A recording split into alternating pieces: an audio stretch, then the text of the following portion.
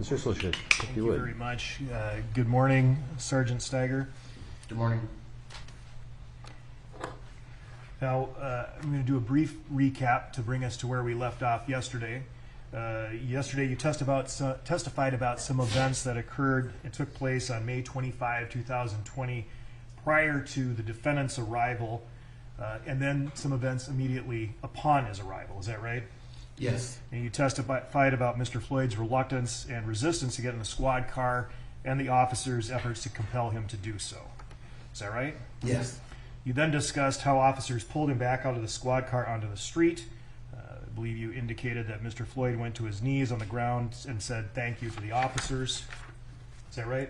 Yes. And it was at that point that the officers pushed him flat onto the ground into the prone position, and you saw Mr. Floyd kick with one leg while being pushed prone. Is that right? Yes. And I believe your testimony is that a reasonable officer could have interpreted that kick as being active aggression or active resistance. Yes. All right. I'd like to have you pick up your testimony there. Now, sir, just making some notes of the various times at which things occurred. I'd like to define sort of our restraint period, okay? Yes, sir. Now, based on your review of the body-worn camera footage and using Officer King's body-worn camera footage as a point of reference, can you tell the jury at what point in time, in your opinion, does the restraint itself begin? Based on my review of the body-worn video, the restraint started at 20, 19, and 14 seconds. And when does the restraint period end? I believe it was 20, 28, and 43 seconds. And sir, what is the duration then of that time period, the restraint period? 9 minutes and 29 seconds. Now, in your opinion, does defendant's use of force during that time period need to be reasonable within the entire time period? Yes.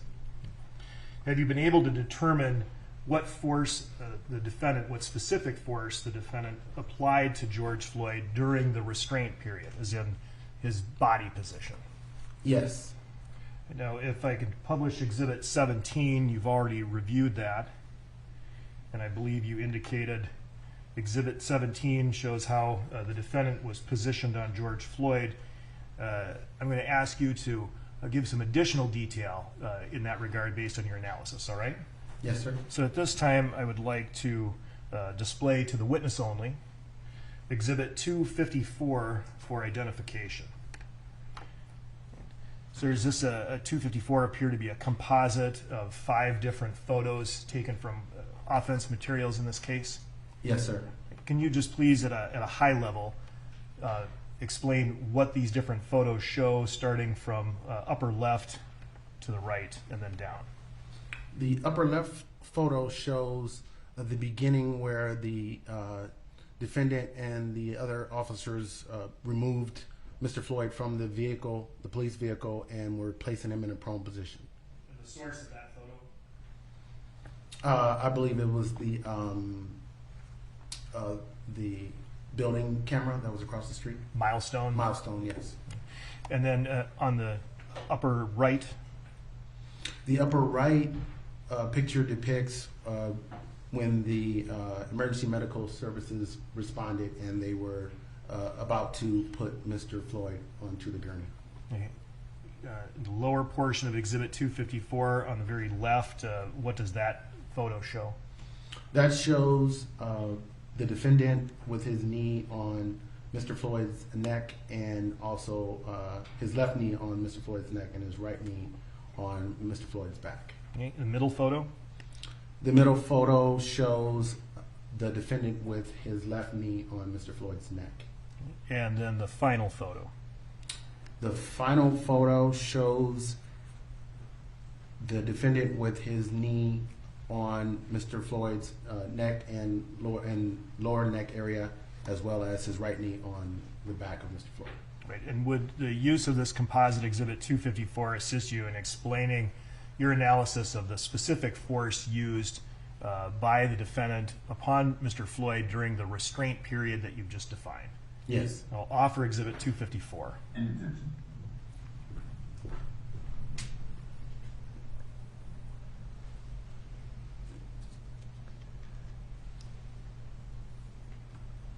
No objection. 254 is received. I'm going to ask you to publish Exhibit 254. And now I'd like you to, just in a little more detail, if we could take Exhibit 254 and enlarge the upper left photo, first photo. All right, and again, this is the milestone footage, is that right? Yes. And the timestamp is 8:19 and 17 seconds, is that right? Yes, sir. Okay. Can you please explain to the jury what this shows relevant to your analysis? Relevant to my analysis, it shows when the officers initially removed Mr. Floyd from the vehicle and they placed him in the prone position and they were utilizing body weight to control him as he was handcuffed. And focusing on this individual, is that the defendant? Yes, sir. Right. And are you able to then make out the relative position of his legs relative to Mr. Floyd in that photo? Yes, it appears that his knees are in a position where he's utilizing body weight, his left knee being in the neck area of Mr. Floyd and his right knee being in the back area. All right, you can take that down and let's move to the next photo. I'm sorry, the photo in the lower left, so right beneath that. Yep, that's the one. Okay, first for a frame of reference, is this taken from King's body-worn camera? I believe so, yes. All right, and we note the timestamp, it's at 20:19 and 27 seconds. Yes. All right, please describe to the jury what it is you see here. Here, I believe the defendant's left knee is on Mr. Floyd's neck and his right knee is on his back area. All right, if you could use the stylus and place a circle around the left knee of the defendant. And now on the right knee of the defendant.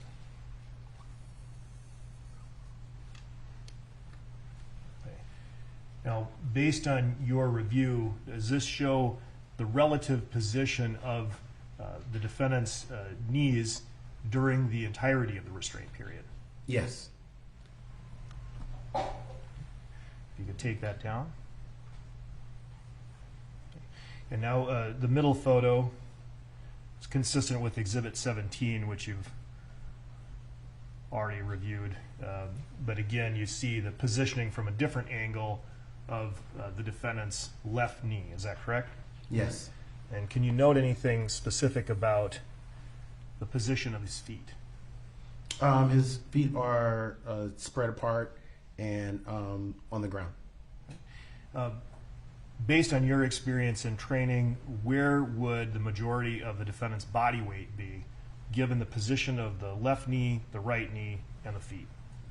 That would be on his knees and pushing down from his knee area from his body. And if you could take that down.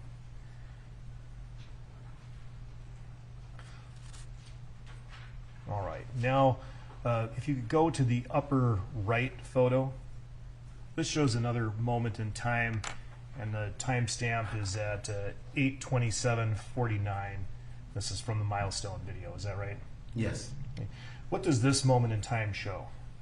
It shows the defendant still on Mr. Floyd and the EMS personnel going over to try to survey what was going on. This is shortly before the end of the restraint period that you've defined. Is that right? Yes. Now, were you able to observe the relative position of the defendant using the milestone video from the start of the restraint period to this point? Yes. Did it change? No. If you could take that down, please. All right, and then if you highlight the last photo, lower right. Okay.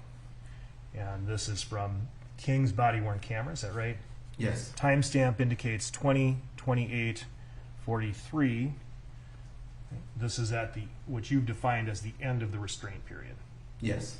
And can you please describe to the jury what you see here relative to the defendant's leg positioning?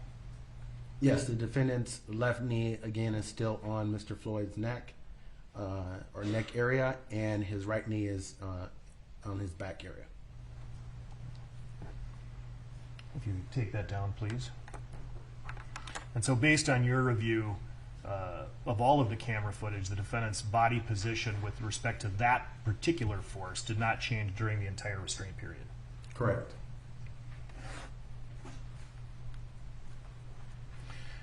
Sir, if you could take that down, please. I ask you if the defendant, if you observe the defendant on the body-worn camera apply any other type of force upon George Floyd other than what you saw with respect to his legs and body weight. Yes, towards the beginning of the original restraint, the defendant used his right hand, and he was appeared to be attempting to use a pain compliance on Mr. Floyd's left hand.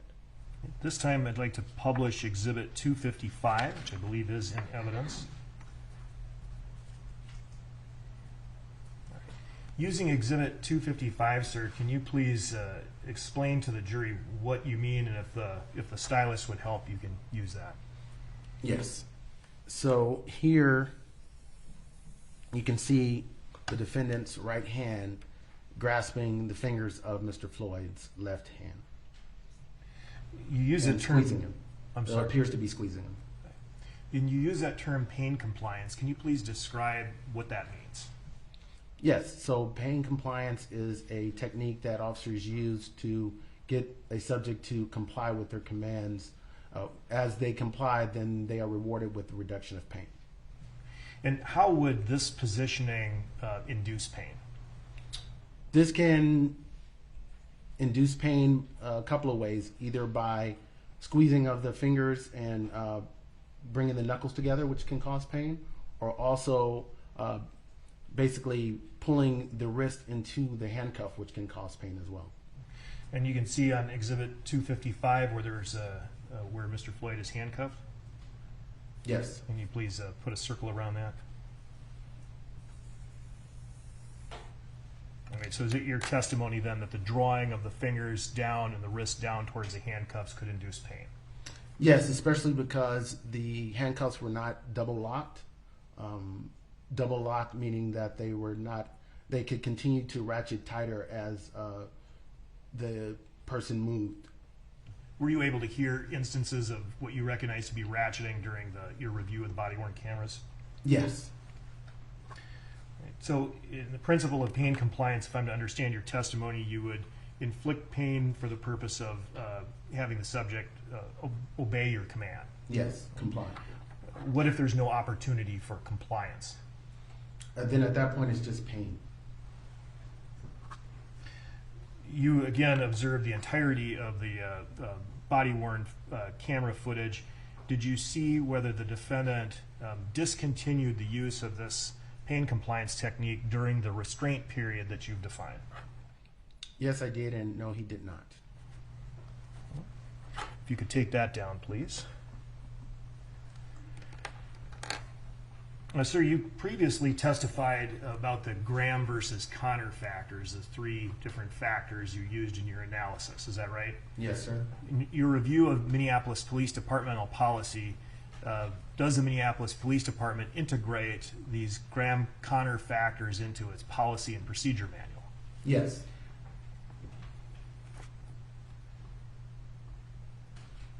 Now, you testified as to these factors, at least one of them, of the actions, what happened prior to the restraint period. I'd now like you to focus on the restraint period itself, okay? Okay. And if we could publish Exhibit 217. I believe it's page 2. And highlight the 3 bullets in the middle of the page. All right, this is from the Minneapolis Police Department Use of Force Policy and Procedure Manual, Section 5-300 series, is that right? Yes. And you see the different Graham versus Connor factors outlined here that you previously testified about, true? Yes. Now, you've already spoken as to the first factor, the severity of the crime at issue. Did that change during the restraint period? No.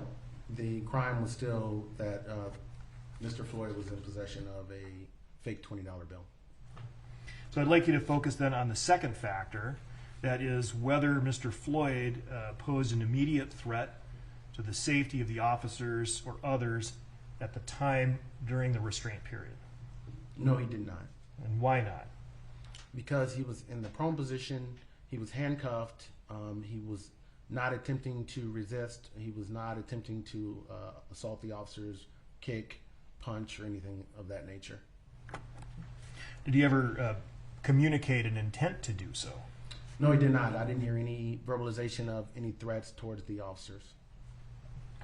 Did he ever indicate whether or not he had the ability to do so? No, he did not. Can you comment as to the number of other officers on the scene present at the time and how that would relate to any opinion you have regarding whether Mr. Floyd presented a threat? Yes, so another factor that's considered when evaluating a use of force is the number of officers versus the number of subjects. In this particular instance, there were actually 5 officers on scene, 3 officers that were using body weight on Mr. Floyd, and there were 2 additional officers that were on scene as well. And in terms of the threat, there's a descriptor here, and that is it needs to be an immediate threat. Is that right? Correct. And so, on your analysis, Mr. Floyd, in order to pose an immediate threat, would be able to presently cause some sort of harm. Is that correct? Yes, immediate meaning it is happening right now.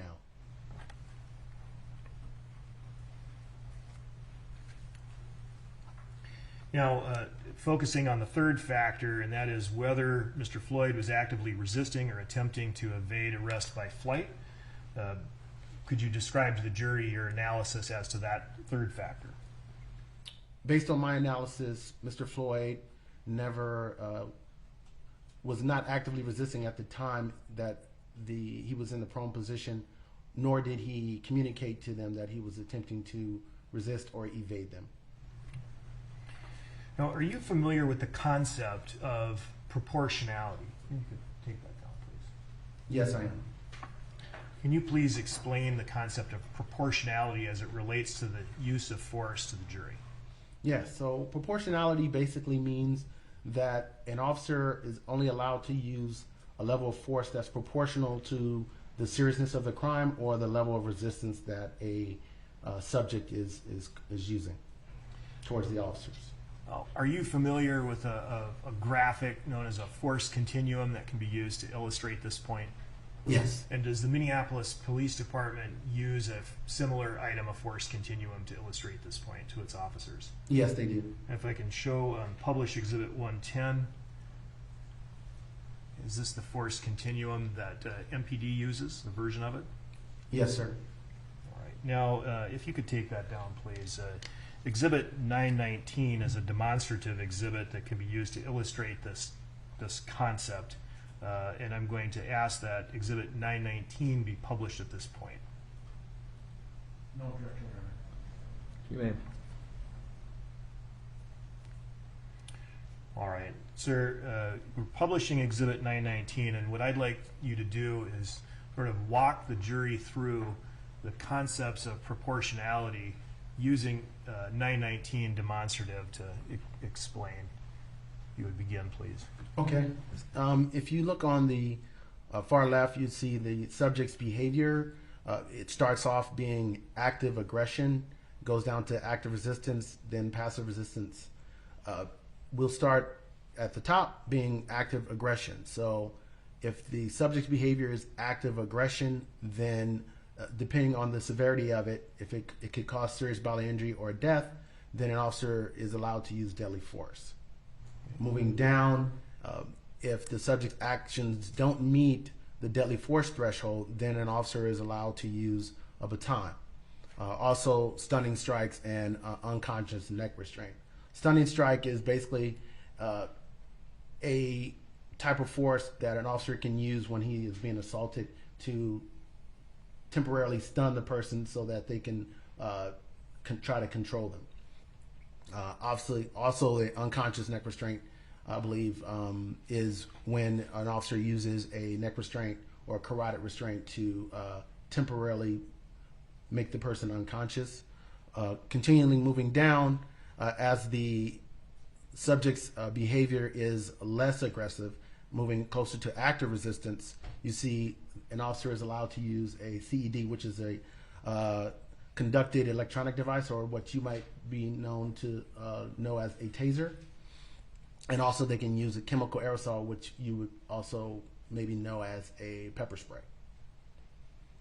If the subject's behavior doesn't meet that threshold, then an officer can utilize a distraction technique. A distraction technique is typically similar to a stunning strike, but in basically a distraction technique is used to temporarily stun the person in order to follow up with another technique to possibly take them down to the ground, or use it to control them as well. Obviously, you have a control takedown as well, and a conscious neck restraint to control the person based off of their active resistance. Moving down, if the subject's behavior is passive resistance, then an officer can use a joint manipulation or a pressure point or escort holds, and these are probably the most commonly used types of force when officers are in the field. And then lastly, you have verbalization and just an officer's presence when the person is complying or, possibly passively resisting just verbally. And if no resistance is offered? Then just your presence.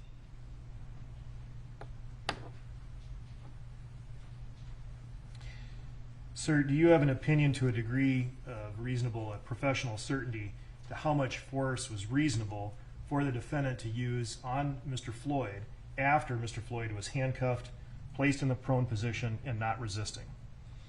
Yes. And what is that opinion? My opinion was that no force should have been used once he was in that position. I see on this continuum that phrase deadly force. Is deadly force defined? Yes. Is it defined in Minneapolis Police Departmental policy? Yes, it is. At this time, I'd like to publish Exhibit 216, and if you could move to page 2, calling out the definition of deadly force. And, sir, could you read into the record for the jury what the definition of deadly force is, beginning at force which the actor uses? Yes. Force which the actor uses with the purpose of causing, or which the actor should reasonably know creates a substantial risk of causing death of great bodily harm.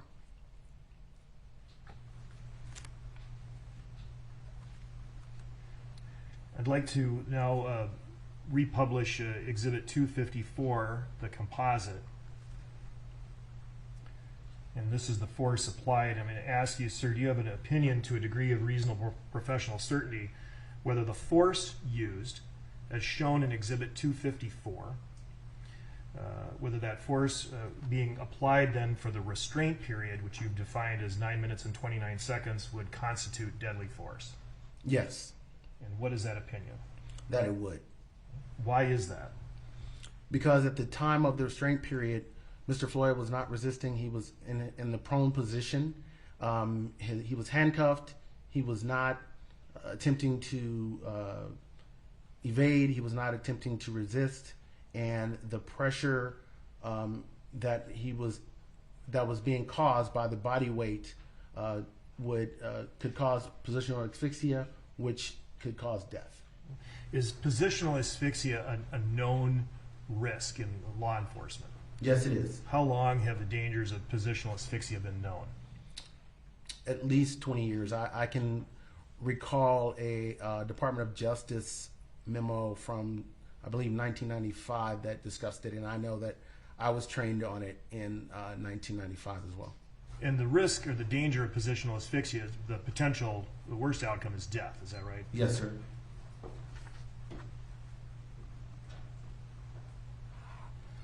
And when we talk about positional asphyxia and the risk, is that risk increased with the increase of pressure on the subject? Yes, so positional asphyxia can occur even if there is no pressure, no body weight on a subject. Just being in that position, and especially being handcuffed, creates a situation where the person has a difficult time breathing, which could cause death. When you add body weight to that, then it just increases the possibility of death. And what additional weight did you see in your analysis here? The defendant's body weight, as well as the two other individuals, the two other officers. Did one of the other officers appear to be pressing down on Mr. Floyd? Yes. Was that Officer King? Yes. And what was Officer Lane doing? He was holding his legs. You can take that down, please. Sir, in applying the rules of use of force and use of reasonable force, it's the officer has to consider the totality of circumstances. Is that right? Yes, sir. And one of the circumstances can be the location.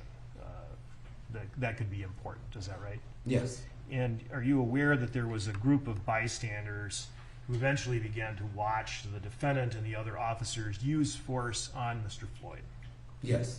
Now, sir, in your experience with the Los Angeles Police Department and in the areas you were patrolling, have you ever had to use force or apply force or handcuff a suspect in the view of bystanders? Yes, sir. Have you ever had to handcuff an unwilling suspect or subject in the view of bystanders? Yes, sir. Have you ever had to do so in the presence of a hostile crowd? Yes, sir. Could you define a hostile crowd in that context? I would define hostile crowd in the situations I've been in where the crowd or members of the crowd were threatening and or throwing bottles and rocks at us, at the police. Have you had that experience Yes, sir. on more than one occasion? Yes. Okay. So if I could publish Exhibit 184, and getting back to the circumstances of this case, this appeared to be the bystanders that were gathered watching the defendant apply force to Mr. Floyd. Yes, it does. When you reviewed the body-worn cameras, did you see anybody throw any rocks or bottles? No, I did not. Did you see anyone physically attack the officers? No, I did not. Did you hear foul language or name calling? There was some name calling, yes, but and some foul language, but that was about the most of it.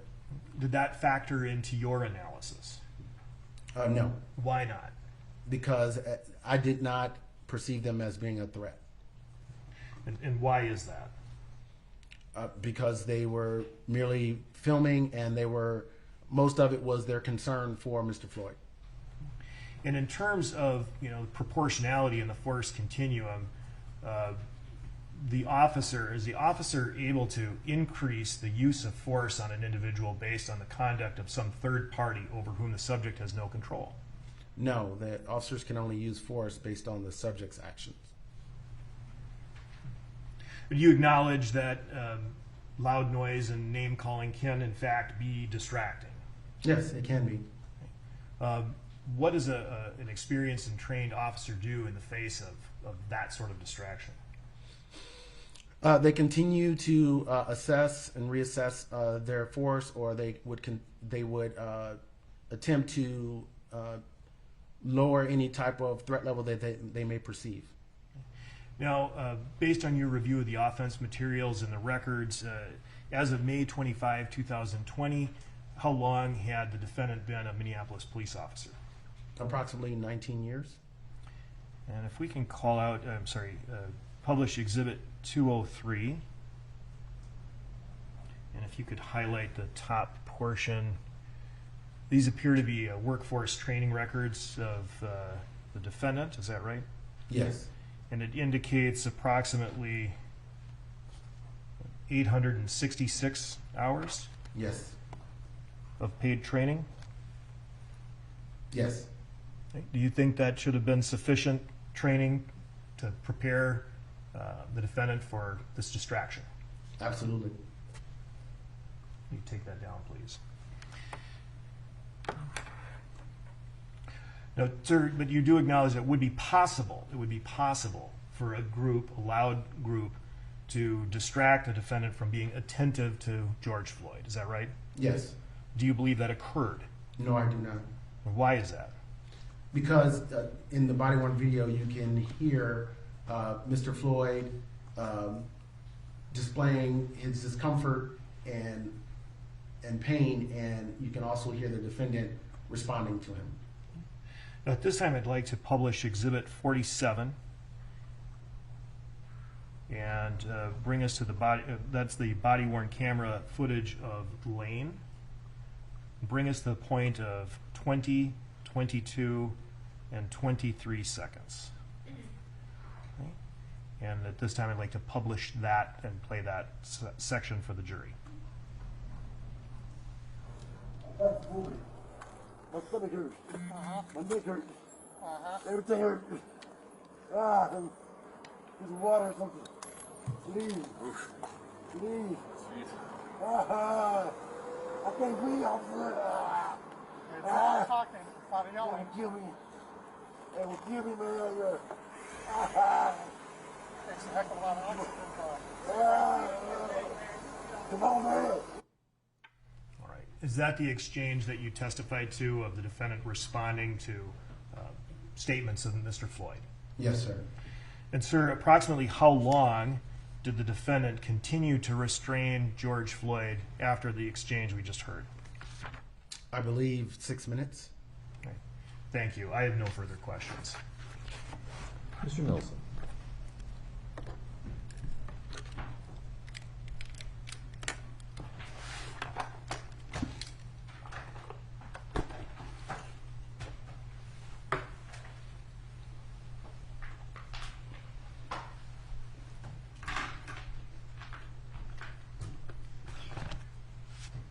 I may have just a moment to get set up, Your Honor.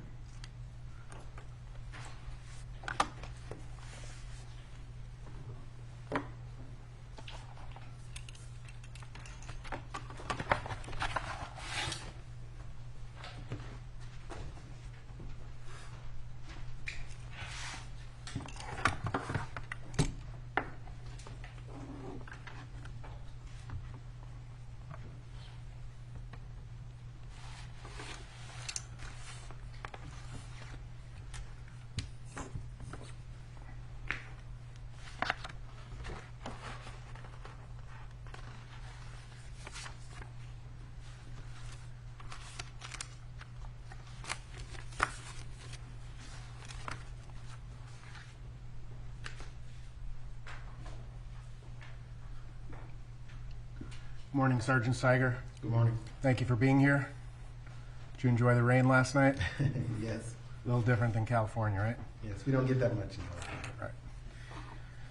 California. Sergeant, I have a few questions first and foremost about your experience. Have you ever previously testified in any court or in any state or in federal court as an expert on the police use of force? No, I have not. Have you ever been qualified by any court of competent jurisdiction on as an expert in the use of police force? Yes. Where? In Los Angeles during a trial of use of force that I was the investigator for. Okay. Is that the only time in that case? Yes.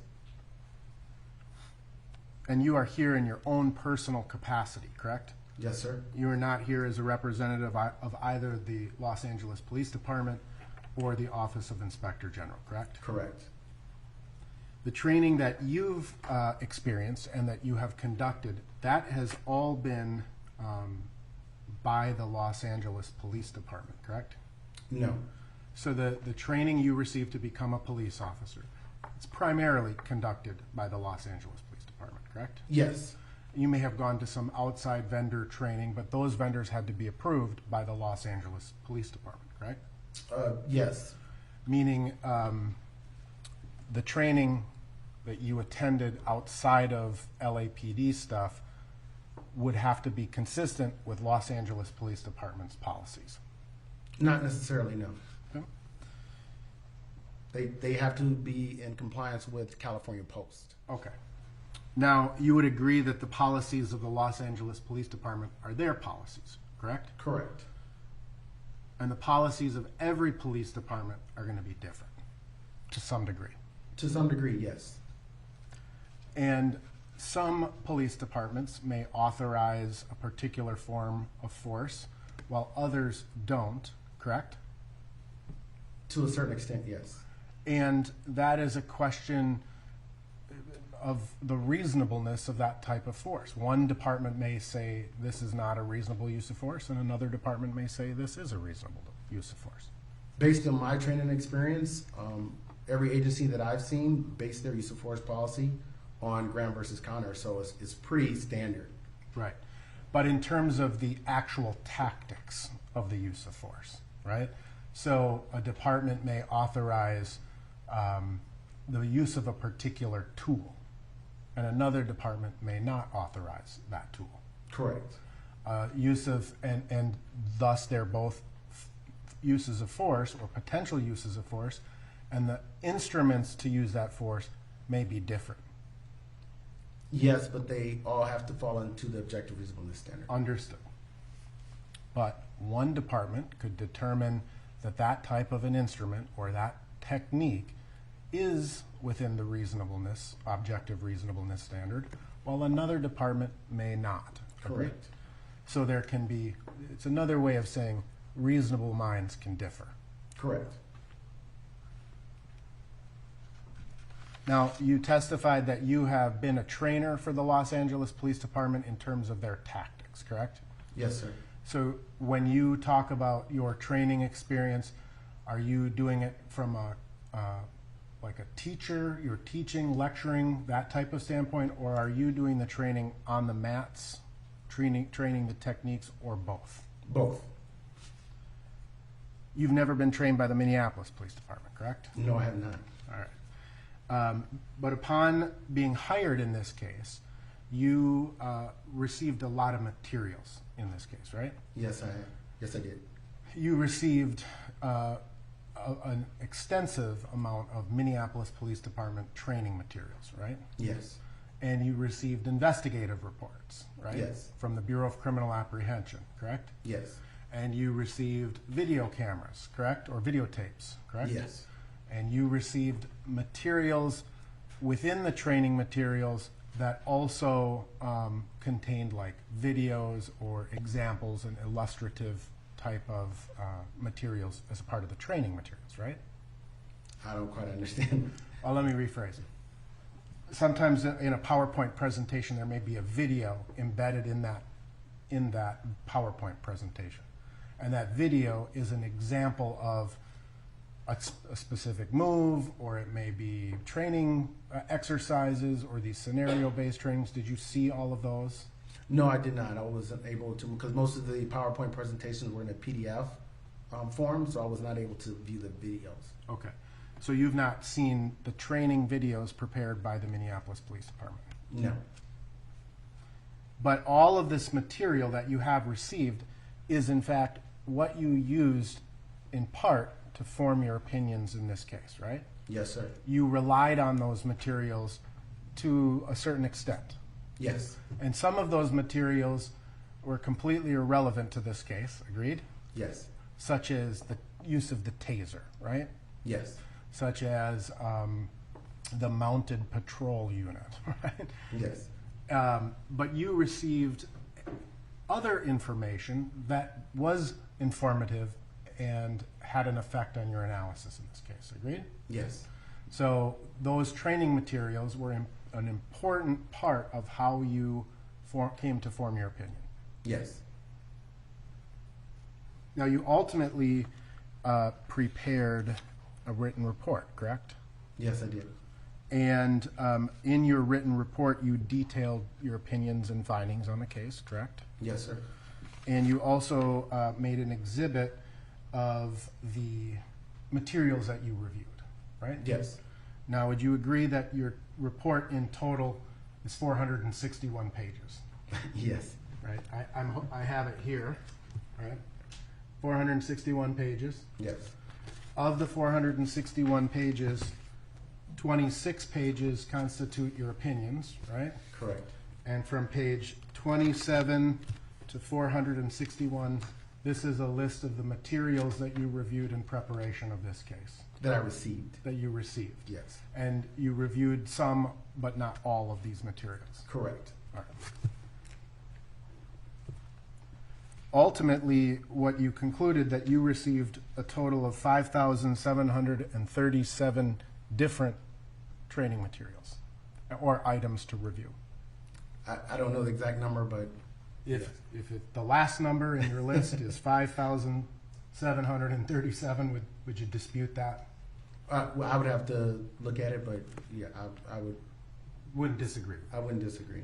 All right. In addition to your analysis, you're using and relying on your own training, right? Yes. Your own experience as a police officer, right? Correct. Your experiences doing both peer review of use of force with the Los Angeles Police Department and your investigation of uses of force, correct? Correct.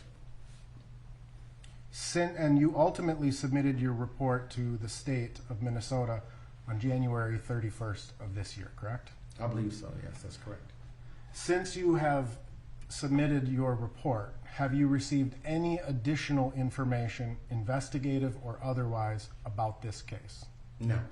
So any training materials that came to us subsequent to January 31st, any investigative information that was received, you've not had an opportunity to review that, right? Correct. Since submitting your report, it's fair to say that you've also had several conversations with prosecutors in connection with this case, correct? Correct. I believe that you met with prosecutors or conversed with prosecutors on February 1st of this year, March 3rd of this year, March 11th of this year, and April 3rd of this year. Would you dispute me if I told you that those were the dates? I mean, I would have to look at my calendar, but no, I believe that's correct. Your Honor, do we have a quick sidebar?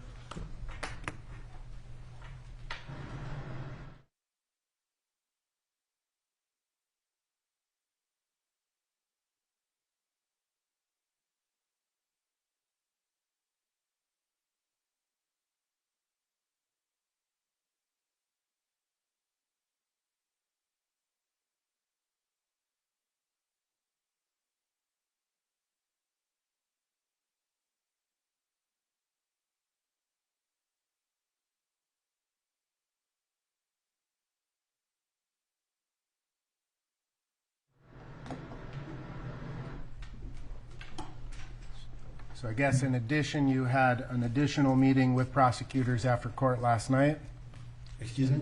In addition to the dates I've already referenced, you had some additional trial preparation yesterday with the prosecution, right? After your testimony? No, we had a brief conversation, but no trial prep. Okay. You and I have never met or spoke, right? Correct. But you're aware that prosecutors give me summaries of those meetings? Yes.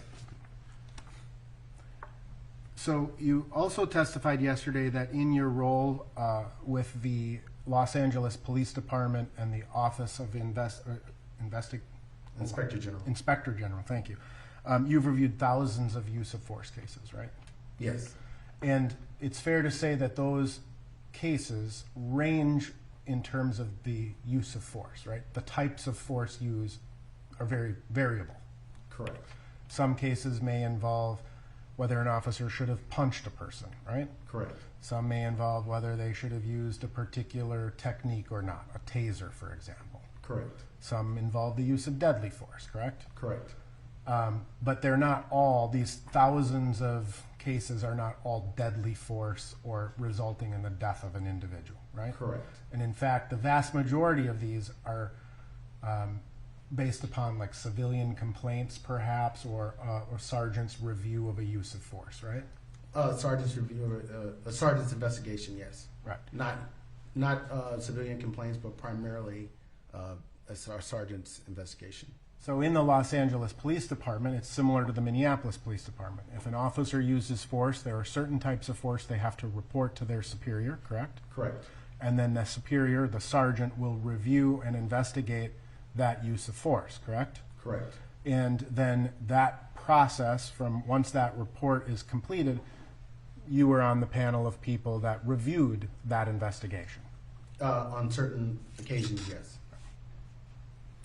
So again, I mean, in your capacity of reviewing the use of force, you would agree that Graham versus Connor is the standard, Correct. right? It is the universal standard for all police officers in the United States, right? To my knowledge, yes. And that's because it comes from the United States Supreme Court, right? Yes. Kind of the highest law making, or the highest court in the land, right? Correct. And that's the standard that the Office of Inspector General uses, It uses the Los Angeles Police Department's use of force policy. which also includes the Graham versus Connor standard. Correct. Now, in terms of Minneapolis, that's the same standard we use here. Yes, it is. Right. And that's embodied in the Minneapolis Police Department's use of force policy 5-303, correct? I don't know the exact number, but yes, I believe so. Now, the Graham versus Connor factor, if I just may have a second.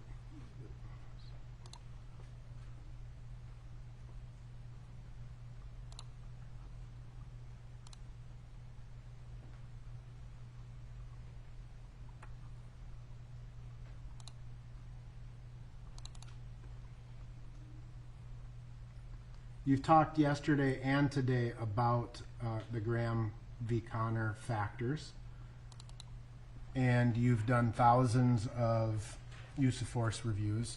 You're comfortable discussing Graham versus Connor? Yes, I am. Okay. I'd ask the... We have a sidebar on that. Sure.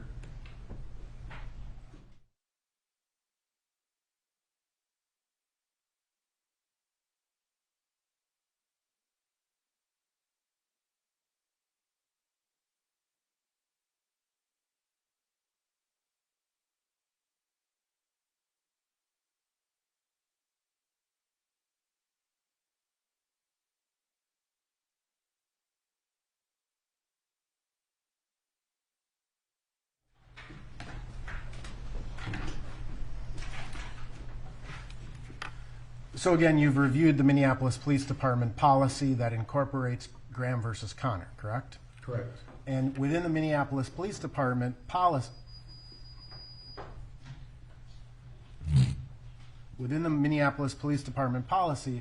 I'd ask the court to, I would like you to publish Exhibit 106. I have 106 up.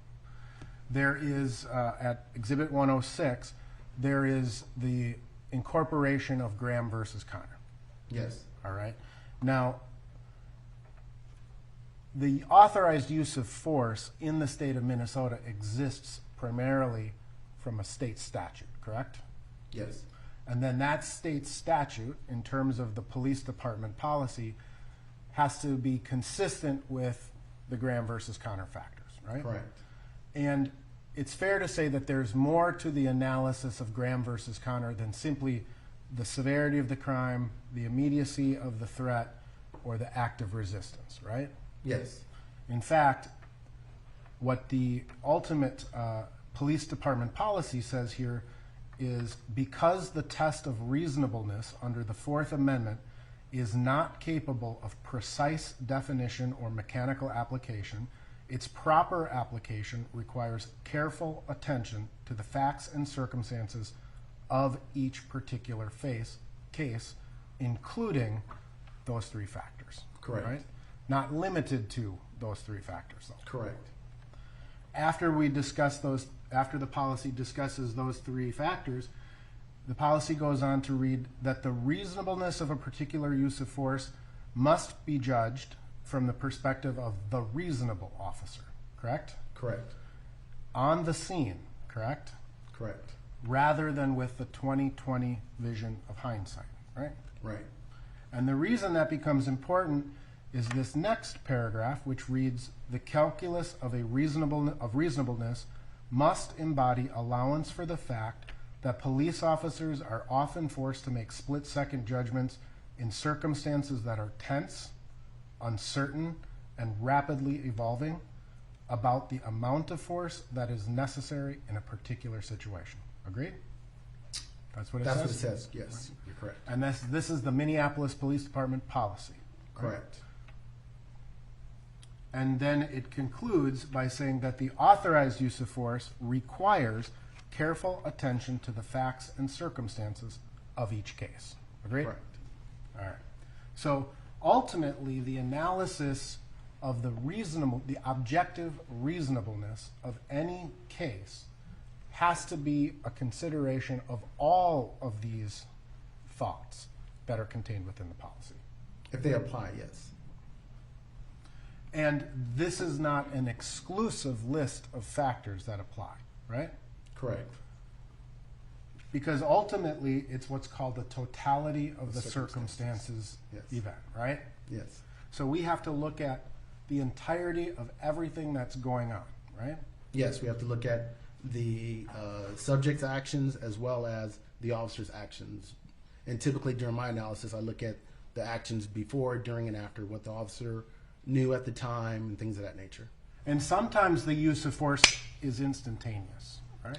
Sometimes, but not in this case. I didn't believe so. Understood. But sometimes the use of force is instantaneous. Sometimes, correct. Right. I shoot a gun, that's a very fast action, right? Correct. I punch you in the face, that's a quicker type of a reaction. Correct. I tase you, it's a quicker reaction. It's just inherently a fast action. In some cases, correct.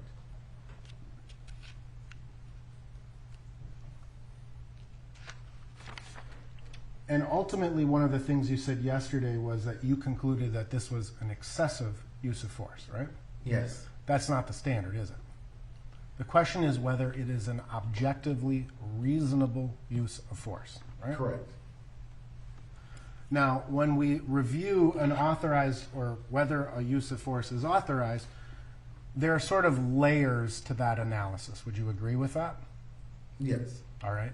And I'm going to kind of start from the out and then work my way in. There's the general training that an officer has and his experience or her experience, right? Yes. There is kind of a mid-level of surrounding circumstances, right? Like, what do we know about the geography? What do we know about the neighborhood?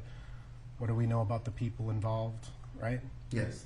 And then there's the direct kind of layer, which is what's the type of force being used? How long is it being used? What are the subject and the officer's actions and reactions, right? Yes. Seriousness of crime, things of that nature, yes. Yep. So, under the reasonable officer standard, we have to take into consideration the officer's training, right? Yes. We have to take into account his or her personal experience, right? Yes. We have to take into account tactical advantages or disadvantages, right? Correct. We have to take into account scene security. Yes. We have to take into account the safety and security of our police, our partners, right? Yes. We have to take into account the public's safety, right? Yes. We have to take into account the location, generally speaking. Is this a high crime, moderate crime, or low crime area, right? We Yes. take that into account.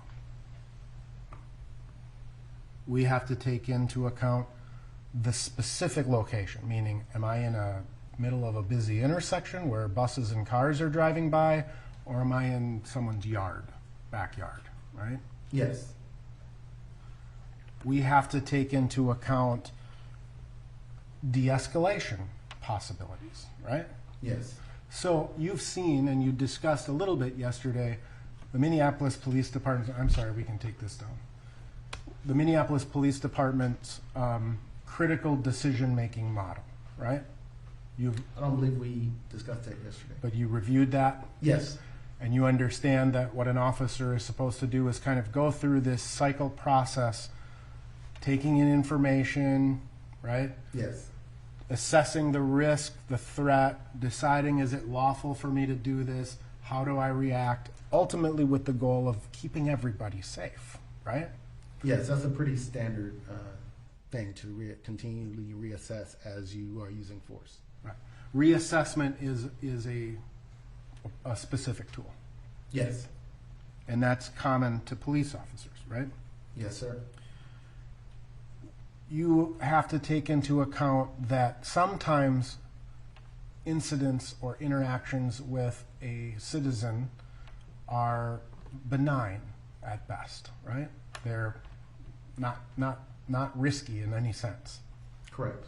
But that not risky situation can very quickly become a very risky situation. Agreed? Agreed. And there are certain circumstances that officers, they walk into knowing that this could be a higher risk situation, right? Yes, depending on the nature of the call, things of that nature. Right.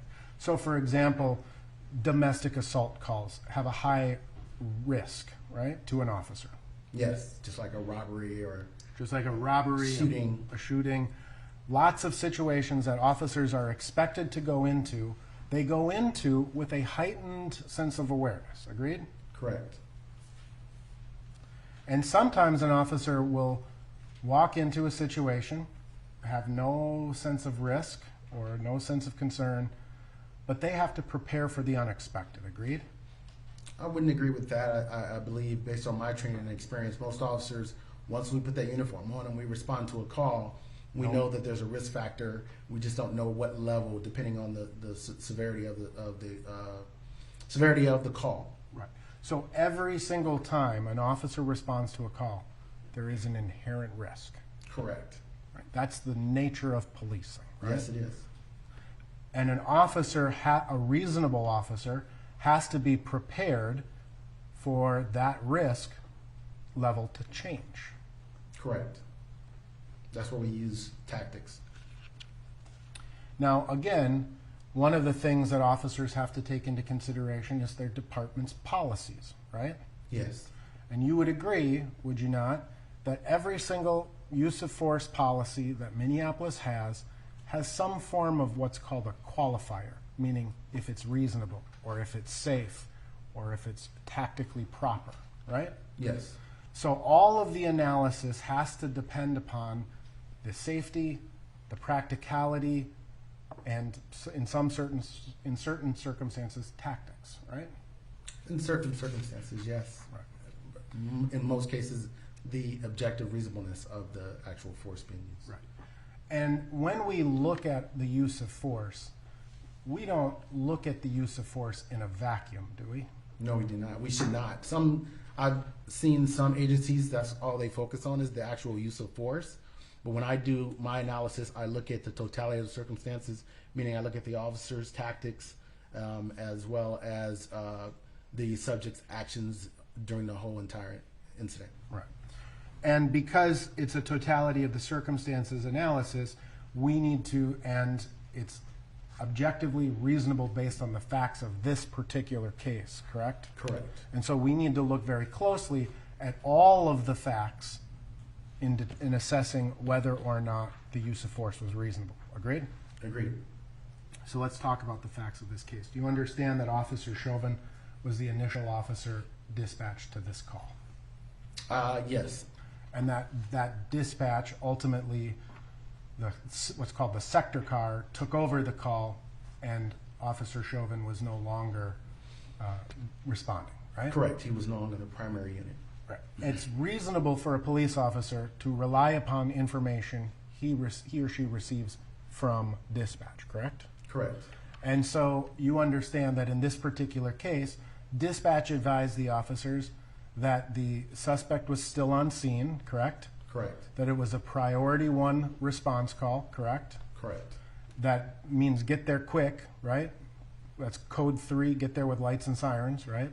I don't know the exact code for Minneapolis PD, but I believe you. Okay. And that the suspect was 6 to 6.5 feet tall, right? Yes. And that he was possibly under the influence, Correct. right?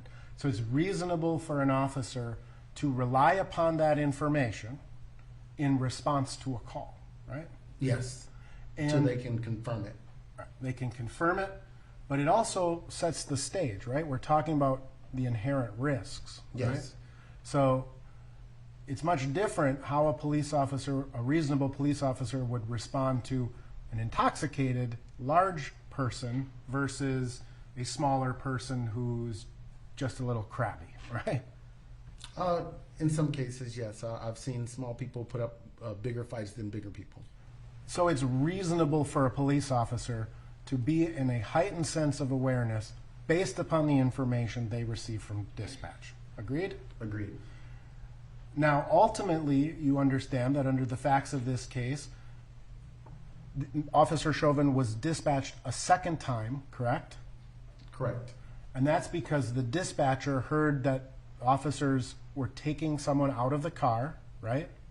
Yes. And so let's just kind of stop there for a second. When you consider the fact that this was a forgery or a counterfeiting call, and you don't expect to use force in that type of a situation, you wouldn't normally expect. Correct. But now you hear dispatch send you on an emergency basis to the scene because officers are using force, right? They took somebody out of the car. Taking someone out of the car is not necessarily a use of force. Have you listened to the dispatch of this, the audio of the dispatch of this case? I believe so. And the testimony of the 911 operator was that she heard screaming and scuffling or some sort of a noise that prompted her to dispatch a second car, right? I didn't hear her testimony. Okay. But officers, they get the radio traffic, right? Yes. They do hear all of the communication amongst all of the officers, right? Correct. And it's reasonable for an officer to rely on that information, right? Yes. And if you are an officer and you hear a scuffle on the radio, you hear we're taking one out, and you get dispatched code 3 or in an emergent situation, it's reasonable for an officer to come in with a heightened sense of alertness and awareness. Absolutely. And you would expect that, right? Yes. You've responded to these calls, I'm sure, thousands of times, right? Yes. So now you have an officer, a reasonable officer, would have a heightened sense of concern about this call. Correct.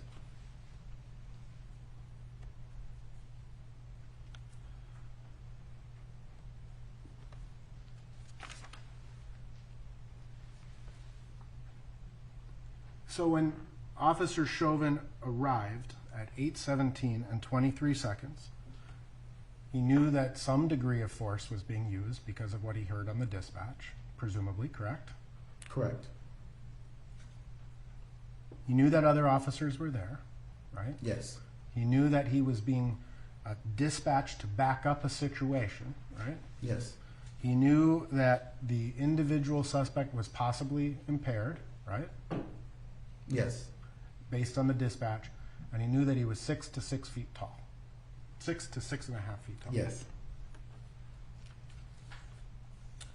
And so when Officer Chauvin arrived on scene, he had a certain amount of information that a reasonable police officer can rely on in forming his or her next steps, right? Yes. And when he arrived, he observed Mr. Floyd and 2 officers, correct? Correct. At the back seat of a squad car, correct? Correct. And what you described as Mr. Floyd actively resisting their attempts to put him into the back seat of the squad car. Yes. At that point, according to the model, the use of force continuum, Officer Chauvin, theoretically, based on what he saw, active resistance, he could have come up and dry stunned him or tased him. That would be within the active resistance, struggling use of force continuum. Yes. He didn't do that, right? No, he did not. Because sometimes an officer has to back down in their use of force, right? In certain situations, yes. A reasonable officer who comes on scene based with all of the information that he has at that particular time, right, comes into the scene, sees 2 other police officers struggling with an actively resisting person, right, it's reasonable for that officer to assist his fellow officers in their efforts, right? Correct. and you observed the squad, or excuse me, the body camera footage of the struggle, right? Yes, I did. And you would agree that from the time Officer Chauvin gets on scene into the time that Mr. Floyd is proned on the ground, Mr. Floyd was actively resisting efforts to go into the backseat of the squad car. Yes, sir. And the officers were reasonable in their use of force in their attempt to get him into the back of the squad car. Agreed? Agreed. Now, in this context, Mr. Floyd was saying certain things as he was being attempted to be put into the back of the squad car, right? Yes. You recall him at that point saying things like, "I'm not a bad guy." Yes. Do you remember him saying, "I have COVID," Yes. or "I just got I over just the got COVID"? COVID. Yes. Do you remember him saying at that point, "I can't breathe"? Yes. He was saying to the police officers at that point, "I can't breathe," Yes. as he was actively resisting their efforts to put him into the squad car. Yes. Now, again, in the course of your career and in the course of your training, experience, and all of the contexts that you've done, have you ever had somebody say to you, to attempt to bargain with you to avoid being arrested? Yes. Sort of like, "Hey man, I'll do what you want as long as I don't have to go to jail," right? Yes. Or somebody may be fighting and they may agree to stop fighting with you through a bargaining process, right? Saying, "If I get to sit on the curb, I will stop fighting." Yes. In certain instances, yes. Right. Have you ever had a person feign a physical ailment as you attempted to arrest them? Yes.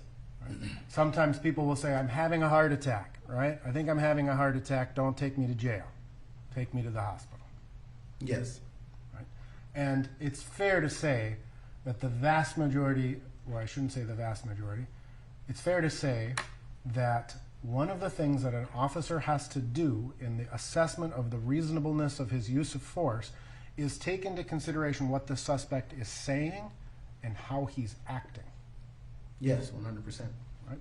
So if somebody is saying, "I can't breathe," and they're passing out and they're not resisting, that's one form of an analysis, right? Yes. Because the actions of the suspect are consistent with the verbal utterances he's making, right? Yes. Other times, and in this particular case, when Mr. Floyd was initially saying that he couldn't breathe, he was actively resisting arrest. Initially, when he was in the backseat of the vehicle, yes. And in fact, he was using his legs to push back and to use his body weight to against the officers, right? Yes. And at one point, 3 Minneapolis police officers were attempting to get him into the backseat of the squad car from the passenger side of the car, correct? Correct. And they were not able to do so. No. And in your report, you described it as when the futility of their efforts became clear, I think was the term you used. I can't recall using that word, but maybe I did. All right. Would you disagree? Would it refresh your recollection to review your report? Yes, absolutely. May I approach the witness, Your Honor?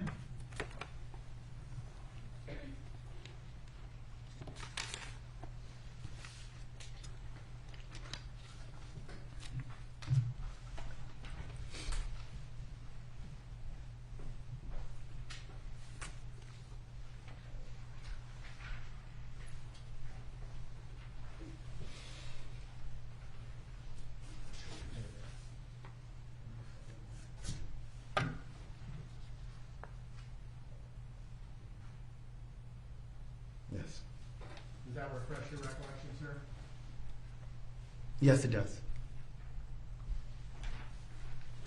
And what you wrote was, when the futility of the 3 officers continuing their efforts forcibly to seat Floyd in the squad's backseat became clear, right? Yes. They put him on the ground in the prone position, right? Yes.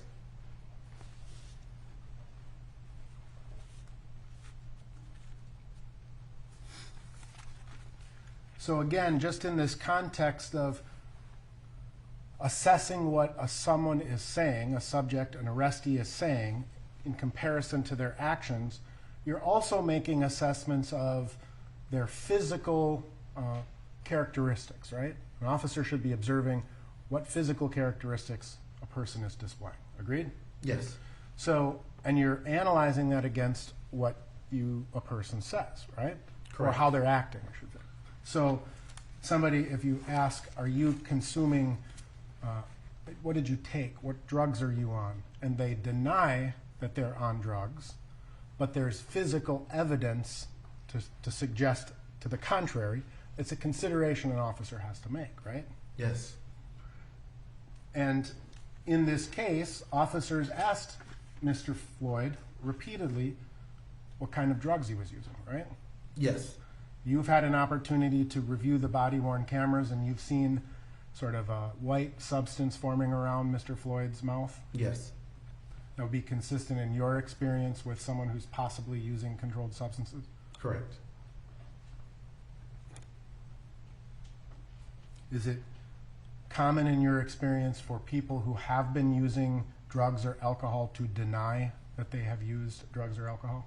Yes, in some instances, yes. Right. It's kind of the proverbial drunk driver, right? I haven't had anything, officer, right? Yes. I've had 2 beers, right? People have a tendency to minimize what they have consumed, right? Yes.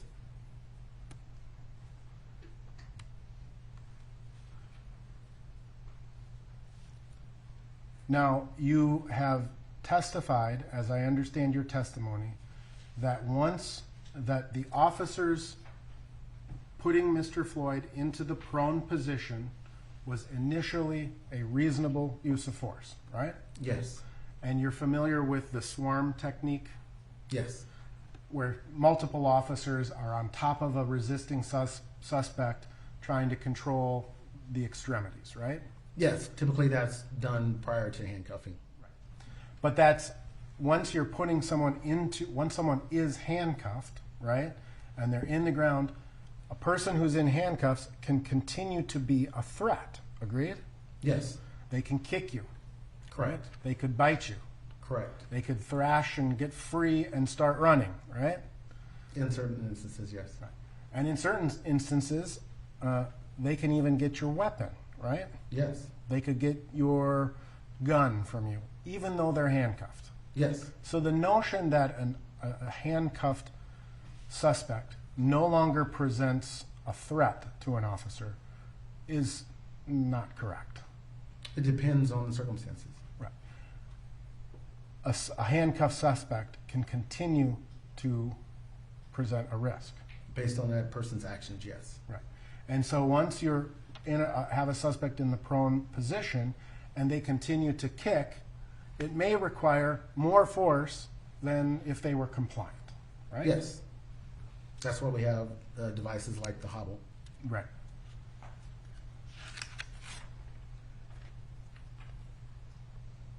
Now, initially during this instance, you would agree that Mr. Floyd continued to make certain protestations about his inability to breathe, right?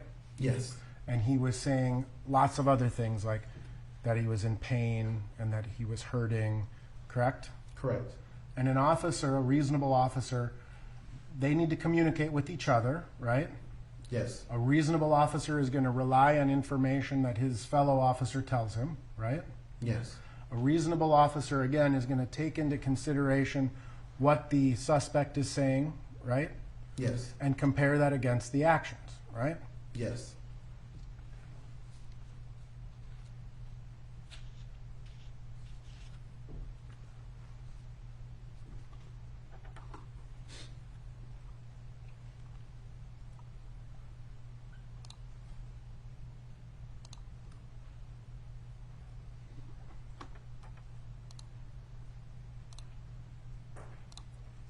And at a point during the exchange, initially, officers are going to kind of talk and figure out what's going to happen next, right?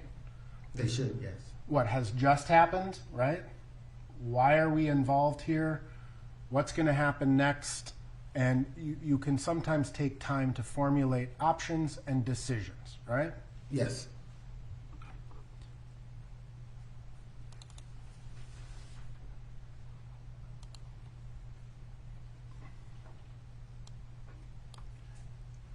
In the scene of an arrest, even just in the immediate kind of wingspan, that can be very chaotic, right?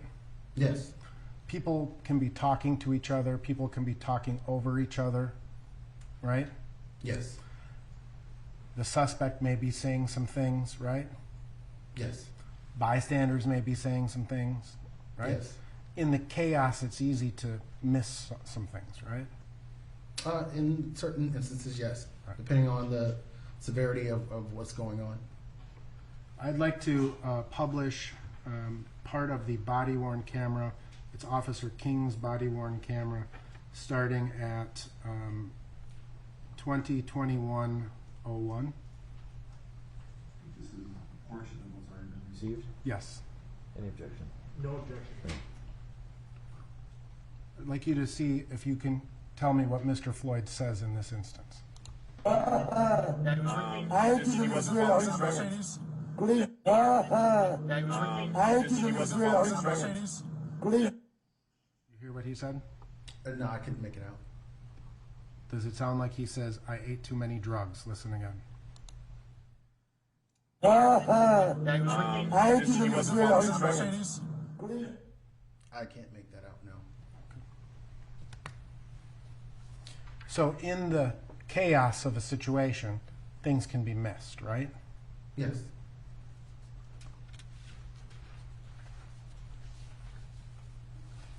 You would agree that at one point during the exchange, Mr. Floyd was advised that he was under arrest, right? Yes. In fact, that happened a couple of times, right? Yes. Now, at the point they have Mr. Floyd on the ground, you would agree and you're aware that officers called for EMS, right? Yes. It's reasonable for an officer to call EMS, right? Yes. Depend if there is an injury, right? Or some need. Or a complaint of injury or some discomfort or medical emergency, yes. And you understand that in this particular instance, very shortly after Mr. Floyd was on the ground, officers called for EMS. Yes. They called for initially for his injury to his head. To his face or mouth Yes. injury, right? And they called it they called EMS in a non-emergent situation, right? Correct. And that happened at 8:19 and 49 seconds. Code 2 EMS for a mouth injury, right? Yes. And this occurred at the point when officers were discussing whether or not to use the hobble restraint on Mr. Floyd, right? Yes. And ultimately, officers did not use the hobble restraint, right? Correct. A hobble restraint would generally require officers to consider calling EMS, right? According to Minneapolis Police Yes. Department policy. According to Minneapolis Police Department. And may be different in other jurisdictions, right? Correct. So as officers are discussing and ultimately they decide, you agree, that they decide not to use the hobble device. Yes, they did not use the hobble device. And we talked a little bit earlier about the de-escalation component of things, right? Yes. A decision to use or to not use a higher form of force that you may have been authorized to use can actually be a de-escalation technique. Agreed? In certain instances, yes. Right. So officers making a decision not to increase the level of force can be viewed as a de-escalation technique. Yes.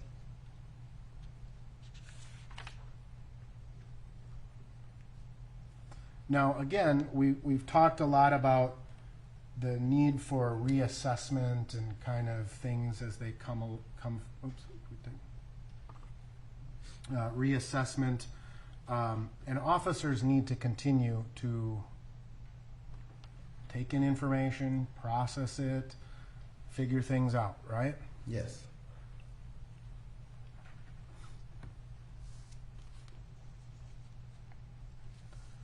They have to, as a part of that process, continue to attempt to de-escalate, right? Yes. Would you agree that an officer saying things like relax, take a deep breath, that's a way of trying to calm somebody, right? Yes, if it's not going with other actions. I mean, you can say relax, calm down, but if you're punching somebody, that's not going to let someone relax and calm down. Right. But if you have someone restrained and they're complaining, I can't breathe, but they're speaking, they're still moving, they're still talking, you may say, hey man, relax, calm down, take a deep breath, right? We're going to be, right? As a way of reassuring that person, we've gotcha, right? Yes, that you're listening, or you can understand what they're trying to communicate to you. Right. And ultimately, again, officers in this reassessment process, in this case, reassessed the need for a quicker EMS response, right? Yes, after I believe their initial call for the injury, then they asked for a quicker response. Right. It's stepping it up, I guess, is the quote, Yes. right? They increased the priority of the call from a code 2 to a code 3, which in Minneapolis means get here with your lights and sirens, right? Yes. As a part of your analysis, again, at any level, did you consider what the average 911 or EMS response time is? Yes. Do you have that information? Not for Minneapolis, no, but I know just on average, typically, usually it's between like 5 to 7 minutes. Okay. And that's not specific to Minneapolis, right? Correct. And it obviously depends upon certain circumstances, right? Correct. If there's say a firehouse 3 blocks away, it may be 90 seconds or Correct. a minute even, right? Correct. And sometimes if all of the ambulances are busy Right. and all of the fire trucks are busy, it could be much longer, right? Yes. Or But- they go to the wrong location. Yeah, or they go to the wrong Yes. location, right? That happens sometimes. Yes, that's happened to me. So part of the analysis that a reasonable police officer is making is, I got EMS coming, right? How long should I expect them to be here? How long, they're considering that. They're taking that into their analysis. Yes, they should. Now, at the point that they stepped up the analysis, or stepped up EMS to code 3, would you agree that that's about the time that people began to congregate? I would have to look at the video again, but yes, that's probably around the same time. Right. So if EMS was stepped up at 2021, 8:21 and 35 seconds, it's about 90 seconds after the initial call, and Miss Frazier is seen coming into the area at 2021 and roughly 17 seconds, it's about the same period of time, right? Is Ms. Frazier the bystander with the video. Yeah. Oh, okay. No, she's the bystander who started recording, Okay. right? So she started recording at about this same time, right? Yes. And she was concerned about what she saw, agreed? Yes. And again, based on your review of all of the body cameras, Miss Frazier, she wasn't saying anything initially, right? I don't believe she was, no. She was simply there recording, Yes. right? She was not in any way interfering with what the police were doing, right? Right. But more people started coming together, Yes. right? And there was another gentleman that was there before, actually, as they were attempting to put him into the car, right? The older gentleman, yes. The older gentleman. And I believe, correct me if I'm wrong, do you participate in a training or present a training or have anything to do with a training called Awful But Lawful or Lawful But Awful, something like that? Yes. And so you would agree the general concept is sometimes the use of force it looks really bad, right? Yes. And sometimes it may be caught on video, right? And it Yes. looks bad, right? Yes. But it's still lawful. Yes, based on that department's policies or based on that state's law. That was the whole premise. I did a presentation at a conference for that. Okay. So the police use of force has a tendency at times to attract observers, right? Yes. And in the course of your career, I'm assuming at the very beginning of your career, not every single person was walking around with a video camera 24 hours a day, 7 days a week with it in their hand, right? No, but in Los Angeles, it was right after Rodney King, so you did have people walking around with video cameras. There was actually one gentleman that actually was known for doing it. Right.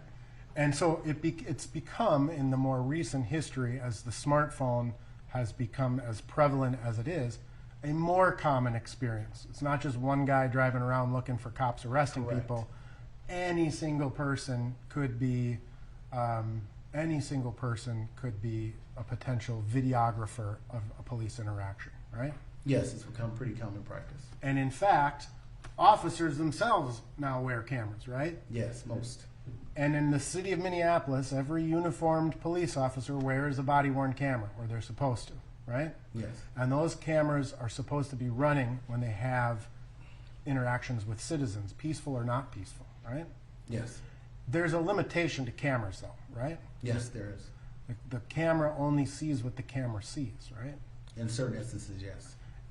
Meaning anything outside of its field of view is not observable to the camera. Correct. And certainly the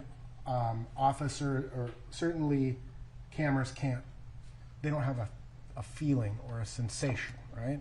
No. You can't determine what the tension in their body, right, based on a camera. Specifically, are you If referring someone is struggling, right, and you've got them handcuffed, they can still be tense, but not really look very tense, right? I would disagree with that. Okay. So the camera would be able to pick up whether someone is having a particular sensory experience? Yes, it can. Okay. Counsel, Stiger.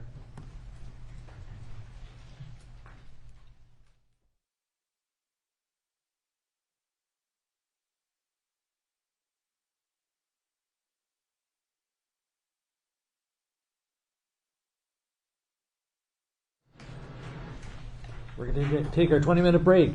Please be ready to go at 11:05. Thank you.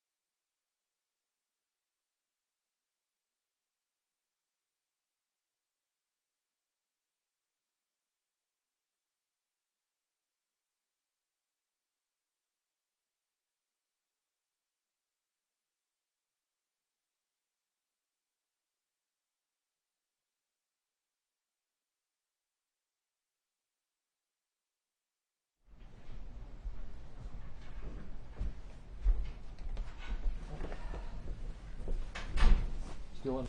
Mr. Nelson. Thank you, Your Honor. Sergeant Stiger, where we left off, I think we were talking about how bystanders began to congregate around the event, right? I believe so, yes. And you would agree that over the course of time, some of the bystanders who were observing the event became more excited. More concerned, I would phrase it. Their voices grew louder. Yes. They began name calling, essentially. Correct. And as that increased, or as the time went on, the intensity of the crowd increased. Yes, they became more concerned. Now, we looked at, I'm going to talk about Exhibit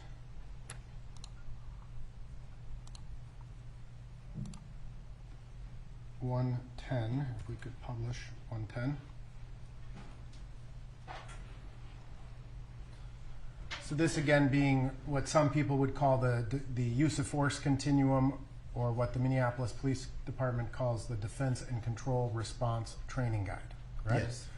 Essentially, this is a graphic illustration in terms of, based upon a subject's behavior, how much force is authorized, correct? Correct. The onus or the focus being on the suspect's behavior initially, correct?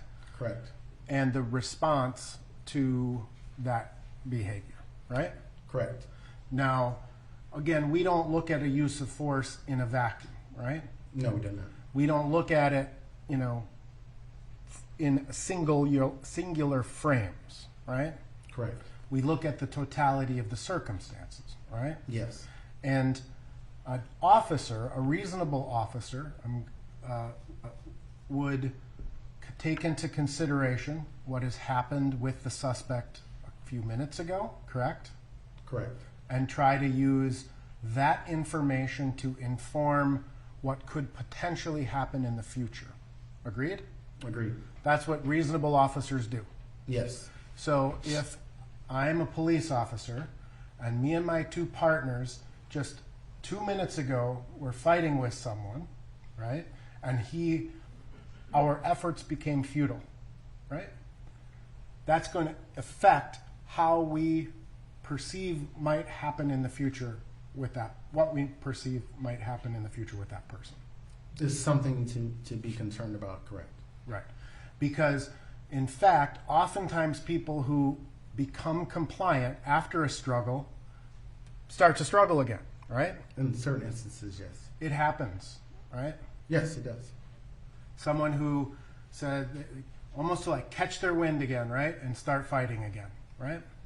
In certain instances, yes, but in most cases, officers are trained that you can only go by what the suspect's actions are at the time. You can't say, oh, well, I thought he or she was going to do this, so then I'm going to use this force. Okay. It has to be based on their actions. An officer's use of force can exceed the suspect's use of force, right? The suspect's actions. behaviors, right? Yes. That's the design, correct? In certain instances, yes. It has to be proportional. Right. Meaning this concept of proportionality. If I call you a name, and I'm a police, or if I call you a name and you're a police officer, you can't pull your gun out and shoot me, right? Correct. That would be a disproportionate use of force to the threat I Perceived, yes. Right. And so the mere fact that force is being applied, it's not second by second. We have to look at it in a longer context, right? Yes, but you are constantly reassessing during that time frame. Constantly reassessing. Now, I presume you've gone through firearms training, Yes. and I presume that you have had situations where you, in your firearms training, are confronted with multiple threats, right? Yes. And your training teaches you to deal with the most active threat, right? Correct. Or the closest threat. The closest threat or the biggest threat, right? Correct. And so you want to neutralize or contend with that potential threat before you deal with the lesser threats, Yes. right? And again, in this, this cycle, the critical decision-making model, that's coming both in terms of what you're dealing with in the suspect, right? That critical decision-making model is occurring. Yes. It's dealing with what's around you and what you're observing around you, Your right? environment, yes. It's dealing with other people that may be there, right? Yes. And it's dealing with using that same model to take all of your training and experience and things of that nature too, right? Correct. So there's literally hundreds, if not thousands, of decisions being made every nanosecond almost, right? In certain instances, yes. And simply because a person is not fighting with you, right? If I'm not fighting with you, that doesn't mean you still can't use some sort of force to control me, right? It depends on the circumstance. According to the Minneapolis Police Department, if someone is passively resisting you, that means they're not fighting with you, right? Correct. Force can still be used, right? Yes, in certain instances. Right. Depending on, again, the suspect's actions. Again, including joint manipulation, pressure points, escort holds, or what we would call just a restraint, right? Yes, and again, a lot of that depends on what the police response should be at that time. If it's where the officers decided that this person needs to go to jail, they're going to take them into custody, then those would come into play. If it's just more of a, hey, can we talk to you, or detaining them, then it may just be verbalization. So it just depends on the circumstances. And obviously, if we want to protect that person, and we know that EMS is on its way, we can continue to restrain that person for EMS if they have a medical need for EMS, right? It depends on the circumstance. And ultimately, it's depending upon the reasonable officer analysis, right? Yes. And what's expected from that specific agency, what their expectations are of the officer's performance, as well as best practices as well. Those are taken into consideration. And ultimately, under the Graham versus Connor analysis, it's the specific facts of the specific case. Agreed? What the officer is seeing at the scene, right? Yeah, when we're talking about force, correct. Yep. All right. Now, again, you've had an opportunity to review a lot of the Minneapolis Police Department's training materials, Yes, sir. some of which you found useful and some of which you didn't, right? Yes. Would it be fair to say that your review of those materials were more focused on defensive tactics, use of force training, and policies and things of that nature? Correct. And so I'm presuming that the more recent materials would be more illustrative or informative to you informing your opinions, right? Yes, based on what was current at the time of the incident. Right. And you have seen the workforce director, the list of the programs that Officer Chauvin took? Yes. And you're familiar that Officer Chauvin, according to those records, took Phase 1 defensive tactics in the year 2020, March of 2020. Yes, I believe so. Did you review Phase 1 defensive tactics training materials for March of 2020? I believe I did, yes. If we could take this down, Your Honor.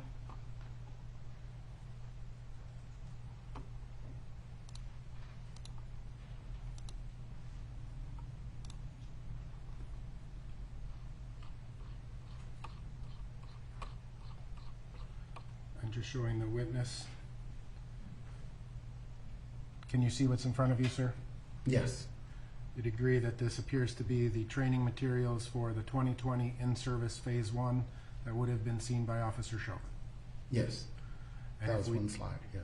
And if we just look at the presentation, this is a presentation that largely deals with demonstrations, protests, crowd control, right? Yes. Large crowds, small crowds, things of that nature, right? Yes.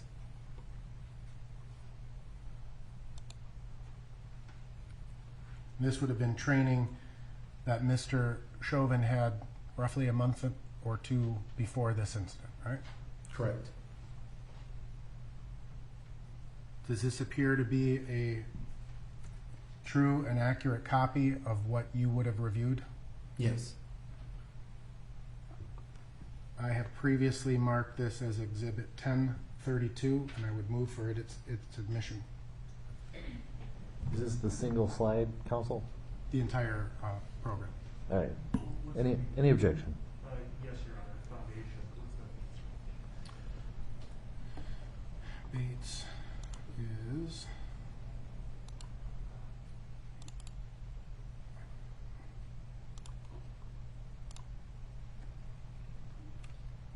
$29.71 to 21096.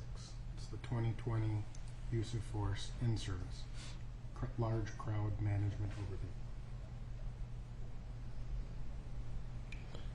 And your objection continues? It does, Your Honor. We just have one more. Yeah.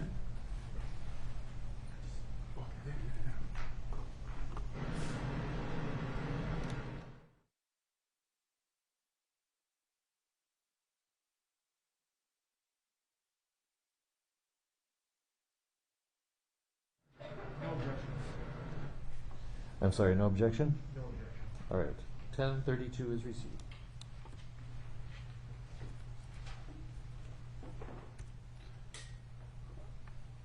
I'm showing you what I believe is slide 39 of this, and I'd ask permission to publish. This is the Minneapolis Police Department training materials on dealing with crowds, right? With large crowds. Large yes. crowds. Crowds, officers are trained, crowds are dynamic creatures and can change rapidly, right? Yes. You would agree with that. And this particular training for large crowds, correct. But even in small crowds, even if you have 10 people or 12 people, crowds are dynamic creatures, right? In certain instances, yes. And they can change very suddenly, right? Yes.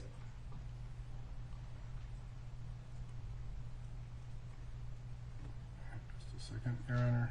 If we could take that. Oh, this is all. And I agree that this deals with larger crowds and larger protests. Yeah, the training is specifically for mobile field force. I'm an instructor for mobile field force as well, so yeah, I'm familiar with Right. similar training. Yep. And again, officers, they are experiencing this training, right? Yes, And they're taught never underestimate a crowd's potential, right? correct. And again, crowds being unique to the particular circumstances of a particular case, right? Correct. And so ultimately, when an officer is on scene and he's making a decision to use force and a crowd assembles, whether they're peaceful or not peaceful, an officer, a reasonable officer, has to be aware of what they're doing, right? Absolutely. And that can distract an officer. In certain instances, yes. And as people start trying to communicate to the officers, that can take their, whether it's, even if it's just peaceful, hey officer, hey Sergeant Stiger, let's talk. That's distracting that officer from what he or she is doing, right? Yes, Okay. it can. It can.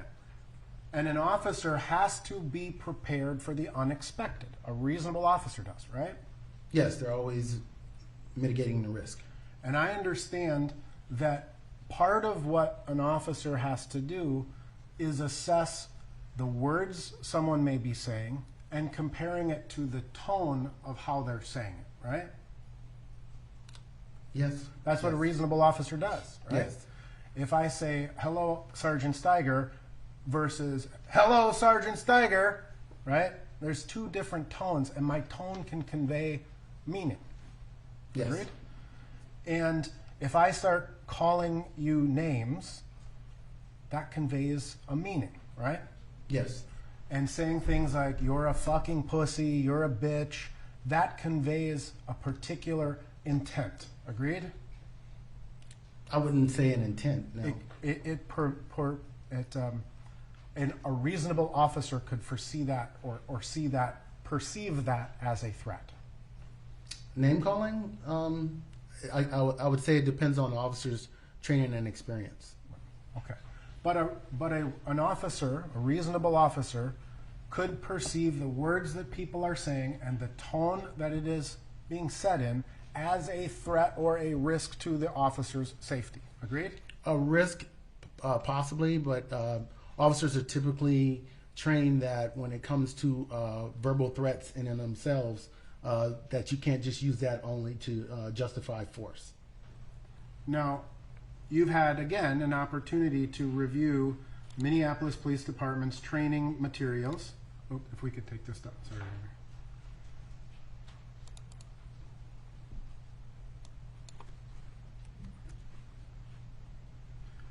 Can you see what's in front of you, sir? Yes. You reviewed, I presume, as a part of your analysis, the Minneapolis Police Department's crisis intervention technique training, right? Yes. And I'm not seeking to admit this, but officers are trained to look at potential signs of aggression, right? Yes. The Minneapolis Police Department trains its police officers how to potentially perceive an aggressive behavior of a person, right? Correct. And that includes raising voices, right? Yes. That includes people tensing muscles, right? Yes. Exaggerated gestures, pacing, right? That can be a sign of an aggressive behavior. Right? Yes. Typically, those are when you're dealing with your one-on-one with a specific subject or engaged in a specific call for service. That's Right. typically when the training is given is for that, when it's more of a one-on-one, when you're dealing with a subject one-on-one. That's the training. But in terms of now you are an officer and you're engaged with the suspect, right? And somebody else is now pacing around and watching you and calling you names and saying you're a fucking pussy. This could be viewed by a reasonable officer as a threat. As a potential threat, correct. And in fact, when that happens, if you look at the slide in front of you, when how a person is talking to an officer, if they're mimicking them or rageful, officers are specifically trained to try to predict future behavior based on that, correct? Yes, to prepare themselves. Right. And when someone starts threatening you, it's a possibility that an officer can view that as a potential deadly assault is about to happen. That's what they're trained. Yes, that's what they're trained. It says what is the person's likely behavior.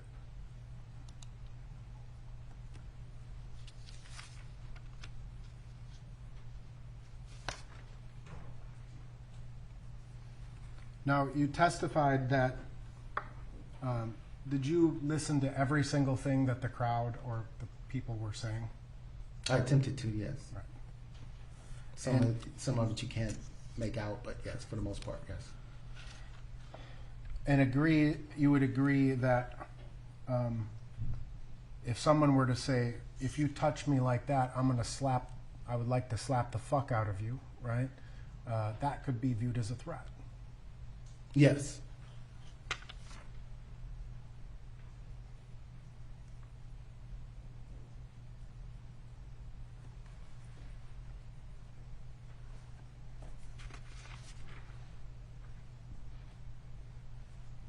Reasonable police officers need to have a higher level of awareness of a situation, don't they?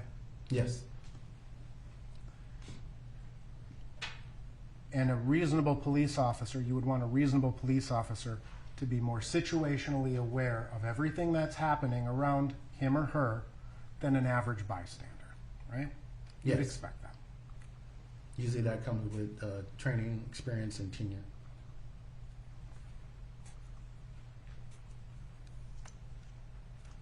Now, there were some questions about the actual force that was applied in this case, and it's your professional opinion, is it not, that this appears to have Officer Chauvin's knee on the neck of Mr. Floyd, right? Yes. And that you concluded that that was a deadly use of force, right? Yes, based on the Mr. Floyd's actions or lack of action.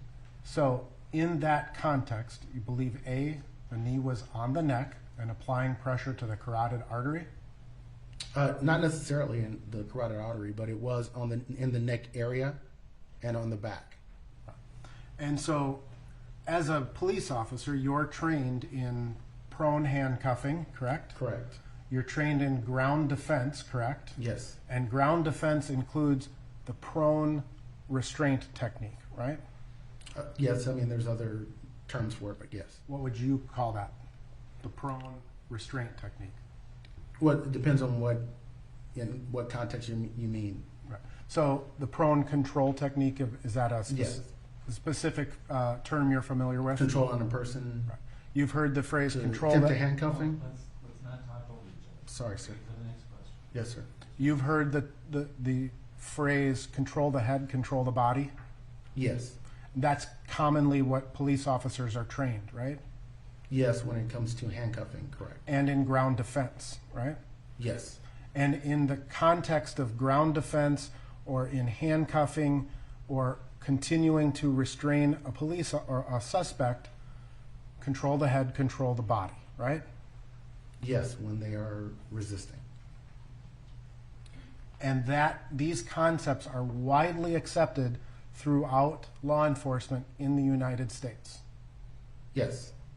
And so again, in the training materials you've reviewed, you can see there are photographs, correct? Correct. Of officers employing a knee to the head, right?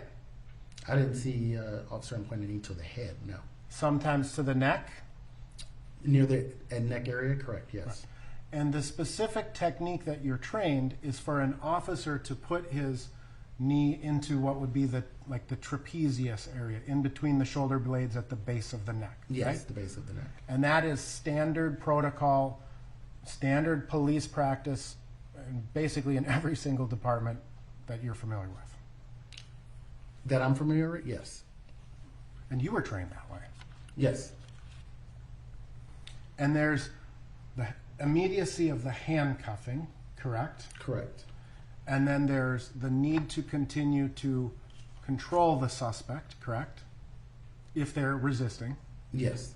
And then there is simply holding someone or restraining them to decide what your next steps are going to be, right? Yes, in most cases, however, especially in the last 20 years, officers are trained to, once you handcuff the person, even if they are still resisting, you still want to try to put them in a somewhat of a side recovery position or sit them up.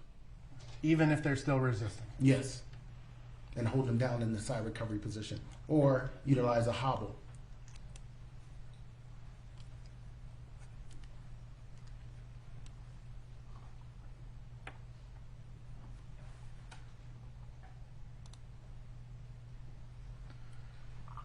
You would agree that the Minneapolis Police Department are trained that when a person is handcuffed and then rendered unconscious, that officers need to use caution in unhandcuffing them to revive them? No, I'm not familiar with that. No. Did you, as a part of your analysis, review any training materials regarding the use of the lateral vascular neck restraint? Yes. Just looking in front of you, did you look at this training material? Yes.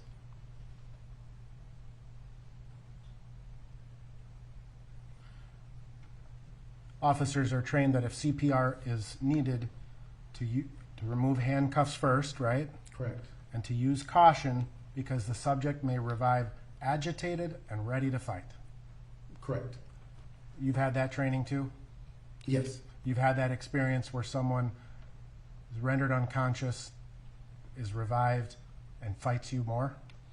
Not that they passed out and then they came to, yes. And then they fought you more? Yes.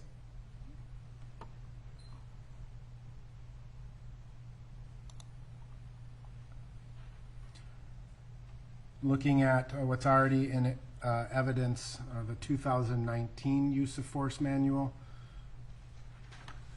at slide 41.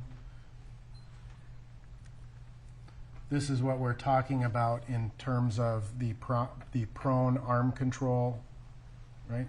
Yes. And you see a photograph here. Officer's knee appears to be across into the shoulder blades and between the shoulder blades across the head and neck area of the person, right? Yes, as he's attempting to handcuff the person, yes. Your Honor, not an objection, but just a pause. Would you please identify? That was, I have it listed as 1031. Or that's what I had it. I don't remember what you were using. That's the 2019. Off the record. 2019 use of force. You say 1041. Sorry. I'm referring to Bates stamp 21464 was the 2019 defensive tactics that you introduced. Sorry. We just take a brief pause. Sorry, Your Honor.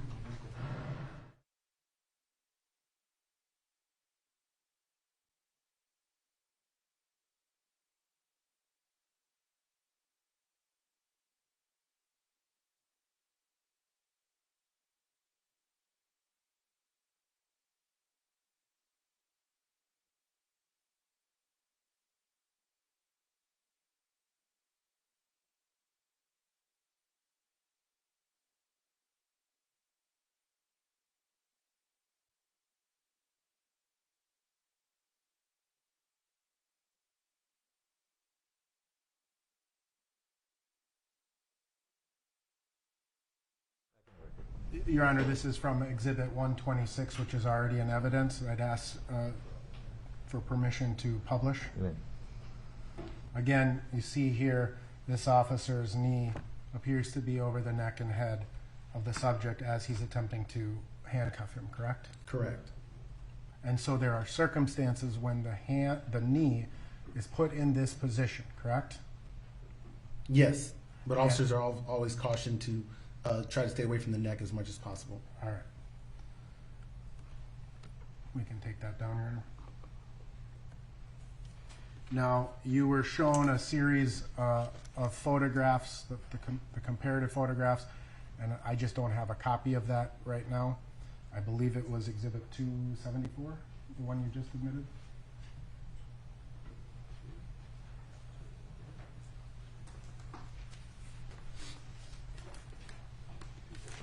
I don't have that here. There was a one photo. Would it be possible to publish that?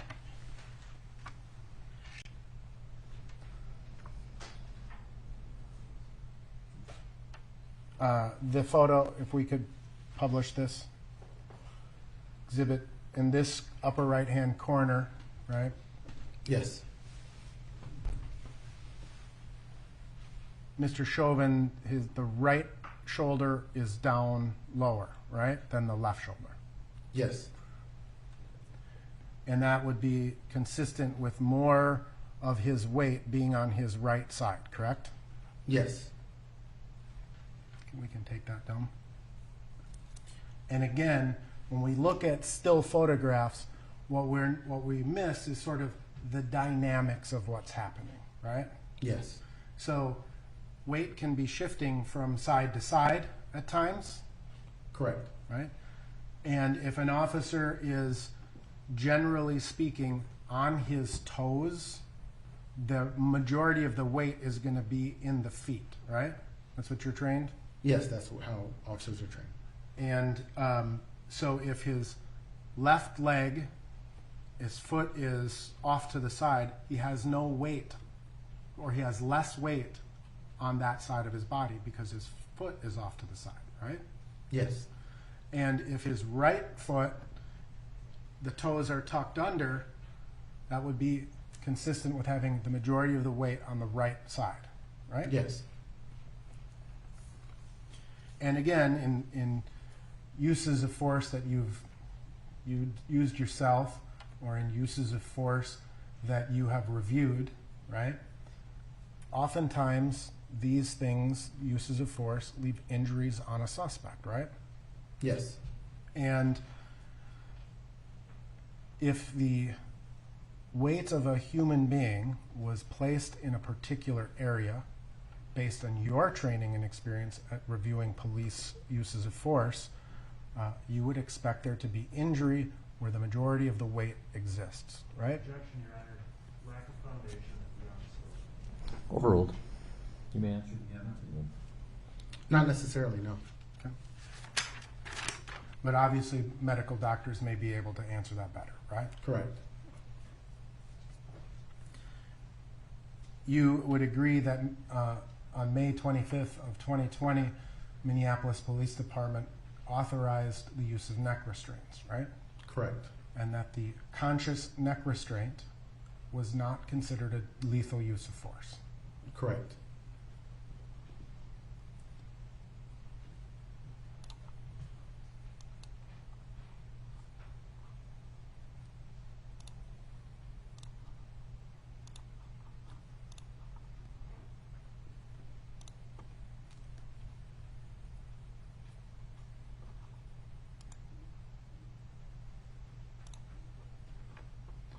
So I would like to show you a series of photographs that were introduced yesterday, starting with Exhibit 1045.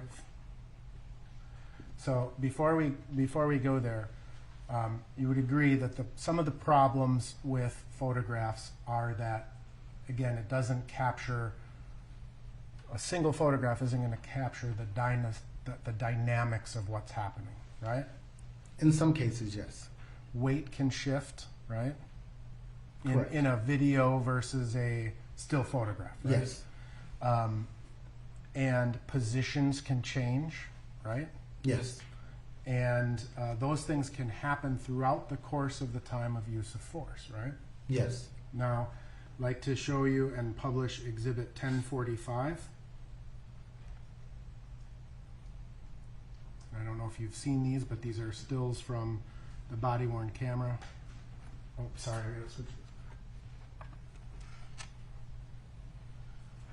It's a little difficult to see through the glare here, but maybe you can see it better on your screen.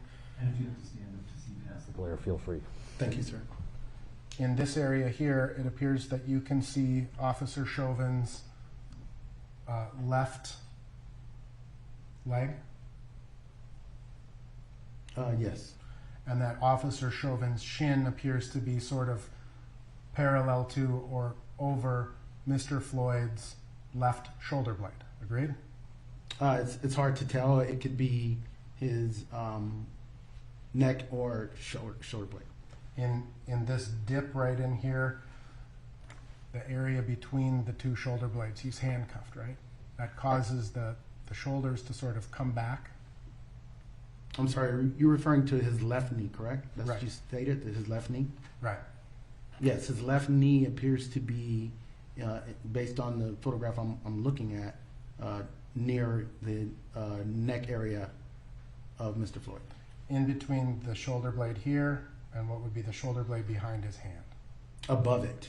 I wouldn't say it was in between it. It's more. It looks like it appears to be more above the shoulder blades than it does on the shoulder blades or below it. Almost resting on the shoulder blade. Above. I would You would say call it's it above. Yes. All right. But it appears to be angled in towards the cruiser, correct? Yes. Now, showing you, oops, I'm going to display that again. That being at 20/23/32, right? Yes.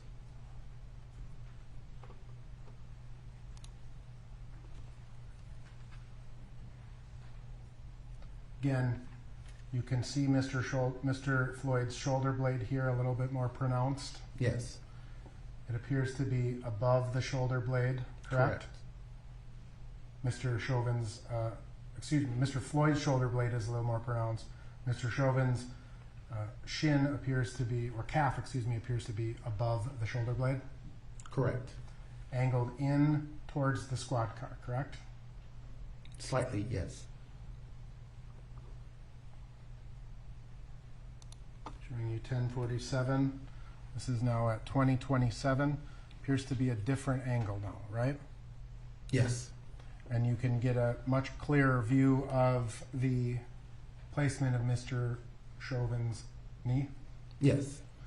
And again, here you've got the shoulder blade shoulder blade, Mr. Chauvin's knee is sort of at the base of the neck, right? Correct, I would agree. And looking finally at Exhibit 1048.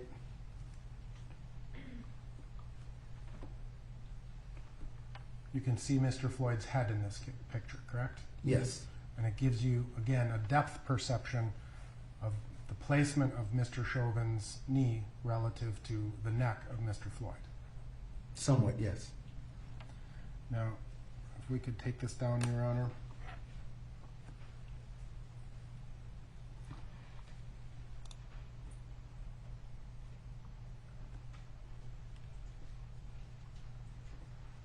I'd like to show you what has been introduced into evidence as Exhibit 1020,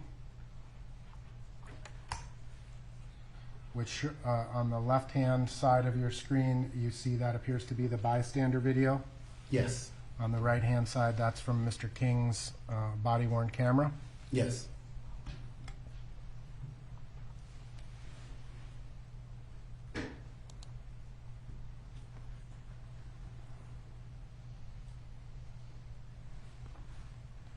You'd agree that at this point, based on everything that we've seen in the same photographs, on the left-hand side, it appears that Mr. Chauvin's knee is on Mr. Floyd's neck. Yes.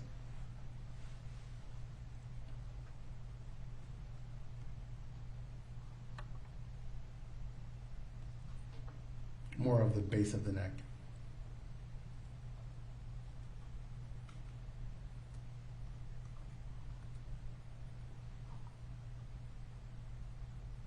And from Officer King's body-worn camera, it appears that it was more at the base of the neck, in between the shoulder blades, right? Yes, And in fact, as you review some of the videos, while Mr. Floyd was in the prone position, there are points in time at which Mr. Floyd picks up his head and moves it. Agreed? he attempted to early on, yes. He was stating he couldn't breathe, so I assumed he was attempting to try to breathe better. But he was able to lift up his head at some points, turn it. Correct? Slightly, yes, he attempted to. I have no further questions, Your Honor. Redirect.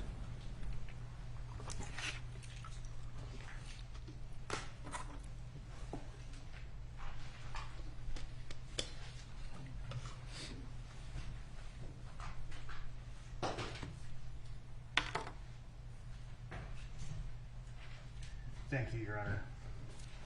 Sir, to clarify a little bit on the, thank you. To clarify a little bit on the known risk that you testified to with respect to positional asphyxia. Yes, Okay. Is the risk related to the pressure on the neck or the pressure on the body? it's the pressure on the body. Any additional pressure on the body complicates breathing more so than if there was no pressure at all. And so the placement of the knees, even if there can be shifting between the neck, the base of the neck, the point is that both of the defendant's knees were on Mr. Floyd's body during the entirety of the restraint period. Is that right? Yes,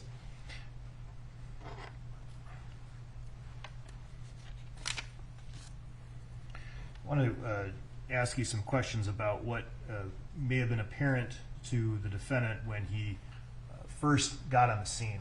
You were asked some questions about being dispatched, and you know the term Code 4, correct? correct. And were you aware that prior to the defendant arriving on the scene that Officer Lane had called Code 4? Yes, I believe so, in reviewing some of the documentation and things of that nature. And what does that mean? That means that everything is okay, that we have the suspect in custody. So at least at the time the defendant arrived, he would have been aware, based on the totality, that Code 4 had been called. Yes, I'd like to direct your attention to the moment in time when he would have arrived.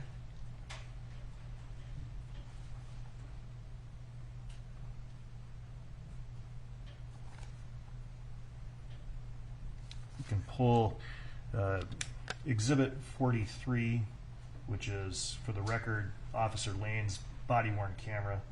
And I'd like you to begin displaying at timestamp 20:17:20.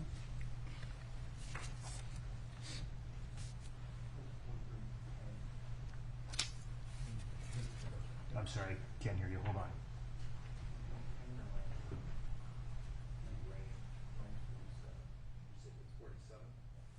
Apologize. 47.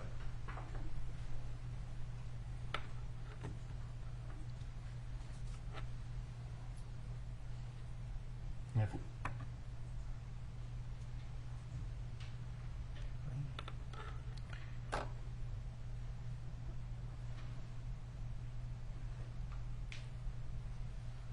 All right. Well, we see it at, you can leave it at 20 or where it was. Yeah, go ahead. All right. So we see in the still frame, and now for the record, the timestamp is 20:17:20.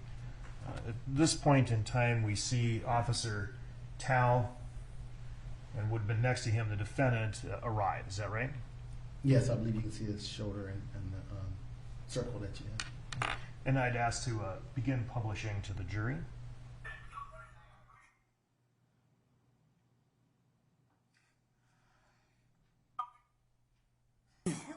Wait, I'm not trying to win.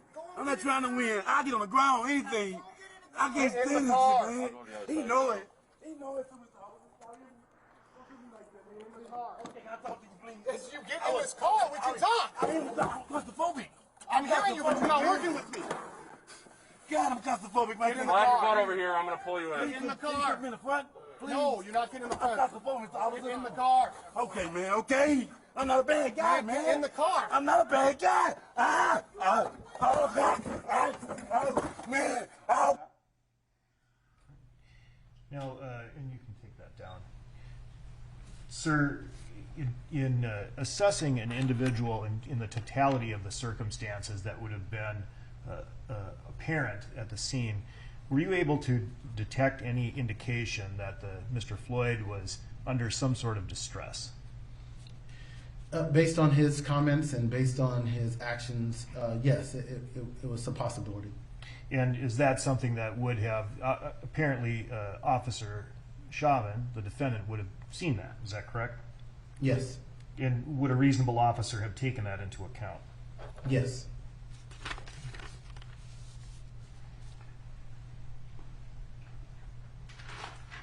Now, sir, you testified that the force that was used here during the restraint period by the defendant was, in fact, excessive. Is that right? Yes. And you were asked on cross to distinguish between the standard, or to comment on the standard of objectively reasonable force. Is it your opinion, then, to a degree of professional certainty, that the force that you've identified as applied by the defendant during the restraint period, was it objectively reasonable or not objectively reasonable? It was not objectively reasonable. And is that then the basis for saying it was excessive? Correct. You were asked about different techniques for de-escalation and the telling of someone to relax. I'd like you to comment on the context in which Mr. Floyd was told to relax by the defendant. It appeared in the video that he was told to relax, as he was stating that he was in a medical distress, he couldn't breathe, and that he was in pain. And so, again, the context, the words of the defendant versus the actions, telling someone to relax when you're sitting on top of them, is that an effective de-escalation technique, in your opinion? Overruled. You can answer if you have an Opinion. Not necessarily.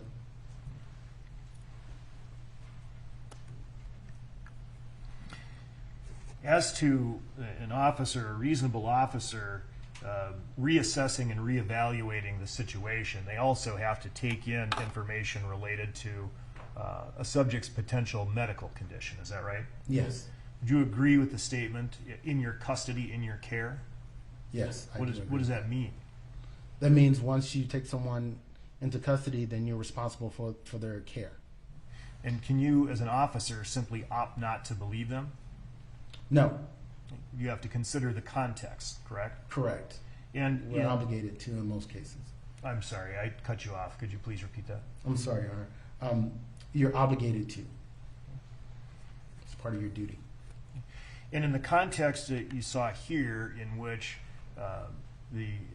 Mr. Floyd was manifesting some distress, did you believe the defendant have an obligation to at least take that into consideration in the totality of circumstances when considering to continue the type of force he was applying?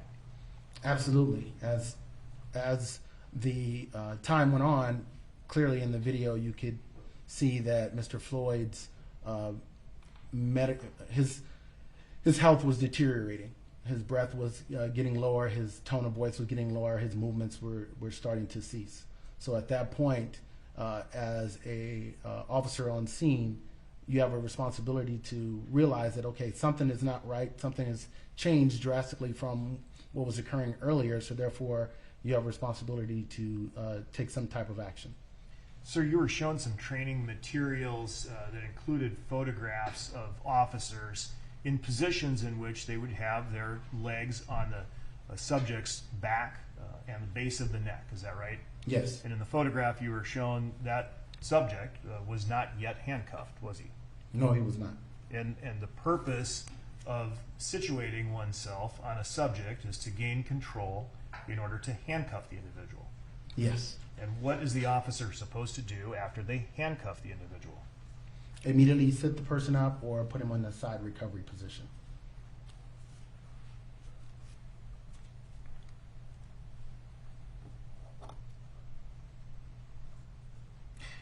You were asked to comment on sort of the notion that some things that law enforcement do, or have to do, uses of force, are not attractive to the public. Is that right? Correct. And in fact, you were asked about a presentation that you had given relative to that called, was it Awful but Lawful? Yes. And to be lawful, the force must be objectively reasonable, correct? Correct. And if it isn't lawful, then what's left? Well, the whole premise of the presentation was that in certain situations, based on a policy or a particular law, even though the situation may be deemed lawful in the community's eyes, in the use of force is awful. So it was stating that, hey, in these situations, you can have a situation where by law it looks horrible to the common eye, but based on the state law, it's lawful. But if it's not objectively reasonable and it's not lawful, then it's just awful. Correct. Right. Nothing further. Any response?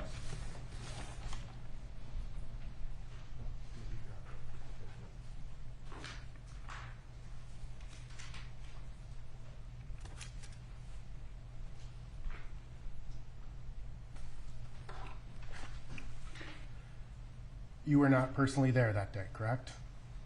The day of this incident? Correct. Correct. And you would not have known how people were feeling, correct?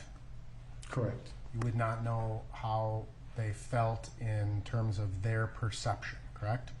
Correct. You would not know how Mr. Floyd's body felt at that moment, correct?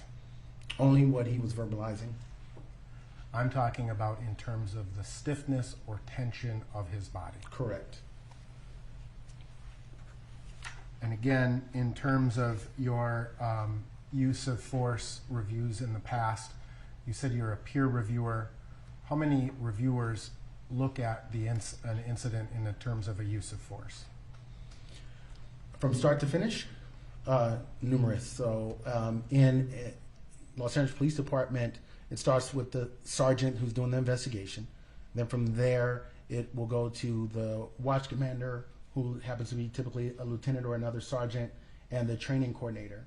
Then they make recommendations, and then they send it to the captains of the division. And at that point, the captains would then send it to the bureau. and that's where I was at one point as well. Then the Bureau makes recommendations, and then it gets sent up to another unit, and they make the final recommendation in that.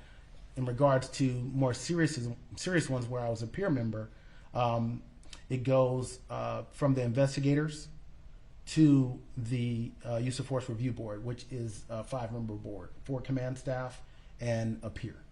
And that peer review board, the 5 people, they make recommendations to move up the chain, right? Yes, so they make recommendations. I'm sorry. No, I was itching my face. They make recommendations to the chief of police. Then the chief of police reviews it, and he makes recommendations to the police commission. And the inspector general's office also reviews all the evidence as well, and they make recommendations. In most cases, they concur with the chief, but some cases they disagree. And then finally, a presentation is made to the police commission, and the police commission at that point makes the final decision. So there's layers of review, right? Correct. And ultimately, in terms of just that 5-member review board, right, the one that you were describing, Right. Are those decisions always unanimous No, as to whether or not it was a reasonable use of force? no, it's not. And sometimes those 5 people, they may disagree with each other, right?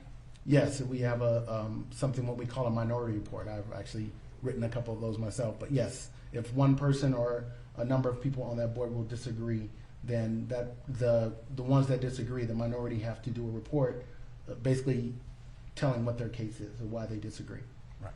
So even within that process, there is 5 potential police officers who can disagree with each other. Correct. All right. I have no further questions. All right, thank you, Sergeant. Thank you, sir. We appreciate your time. You are excused. Thank you.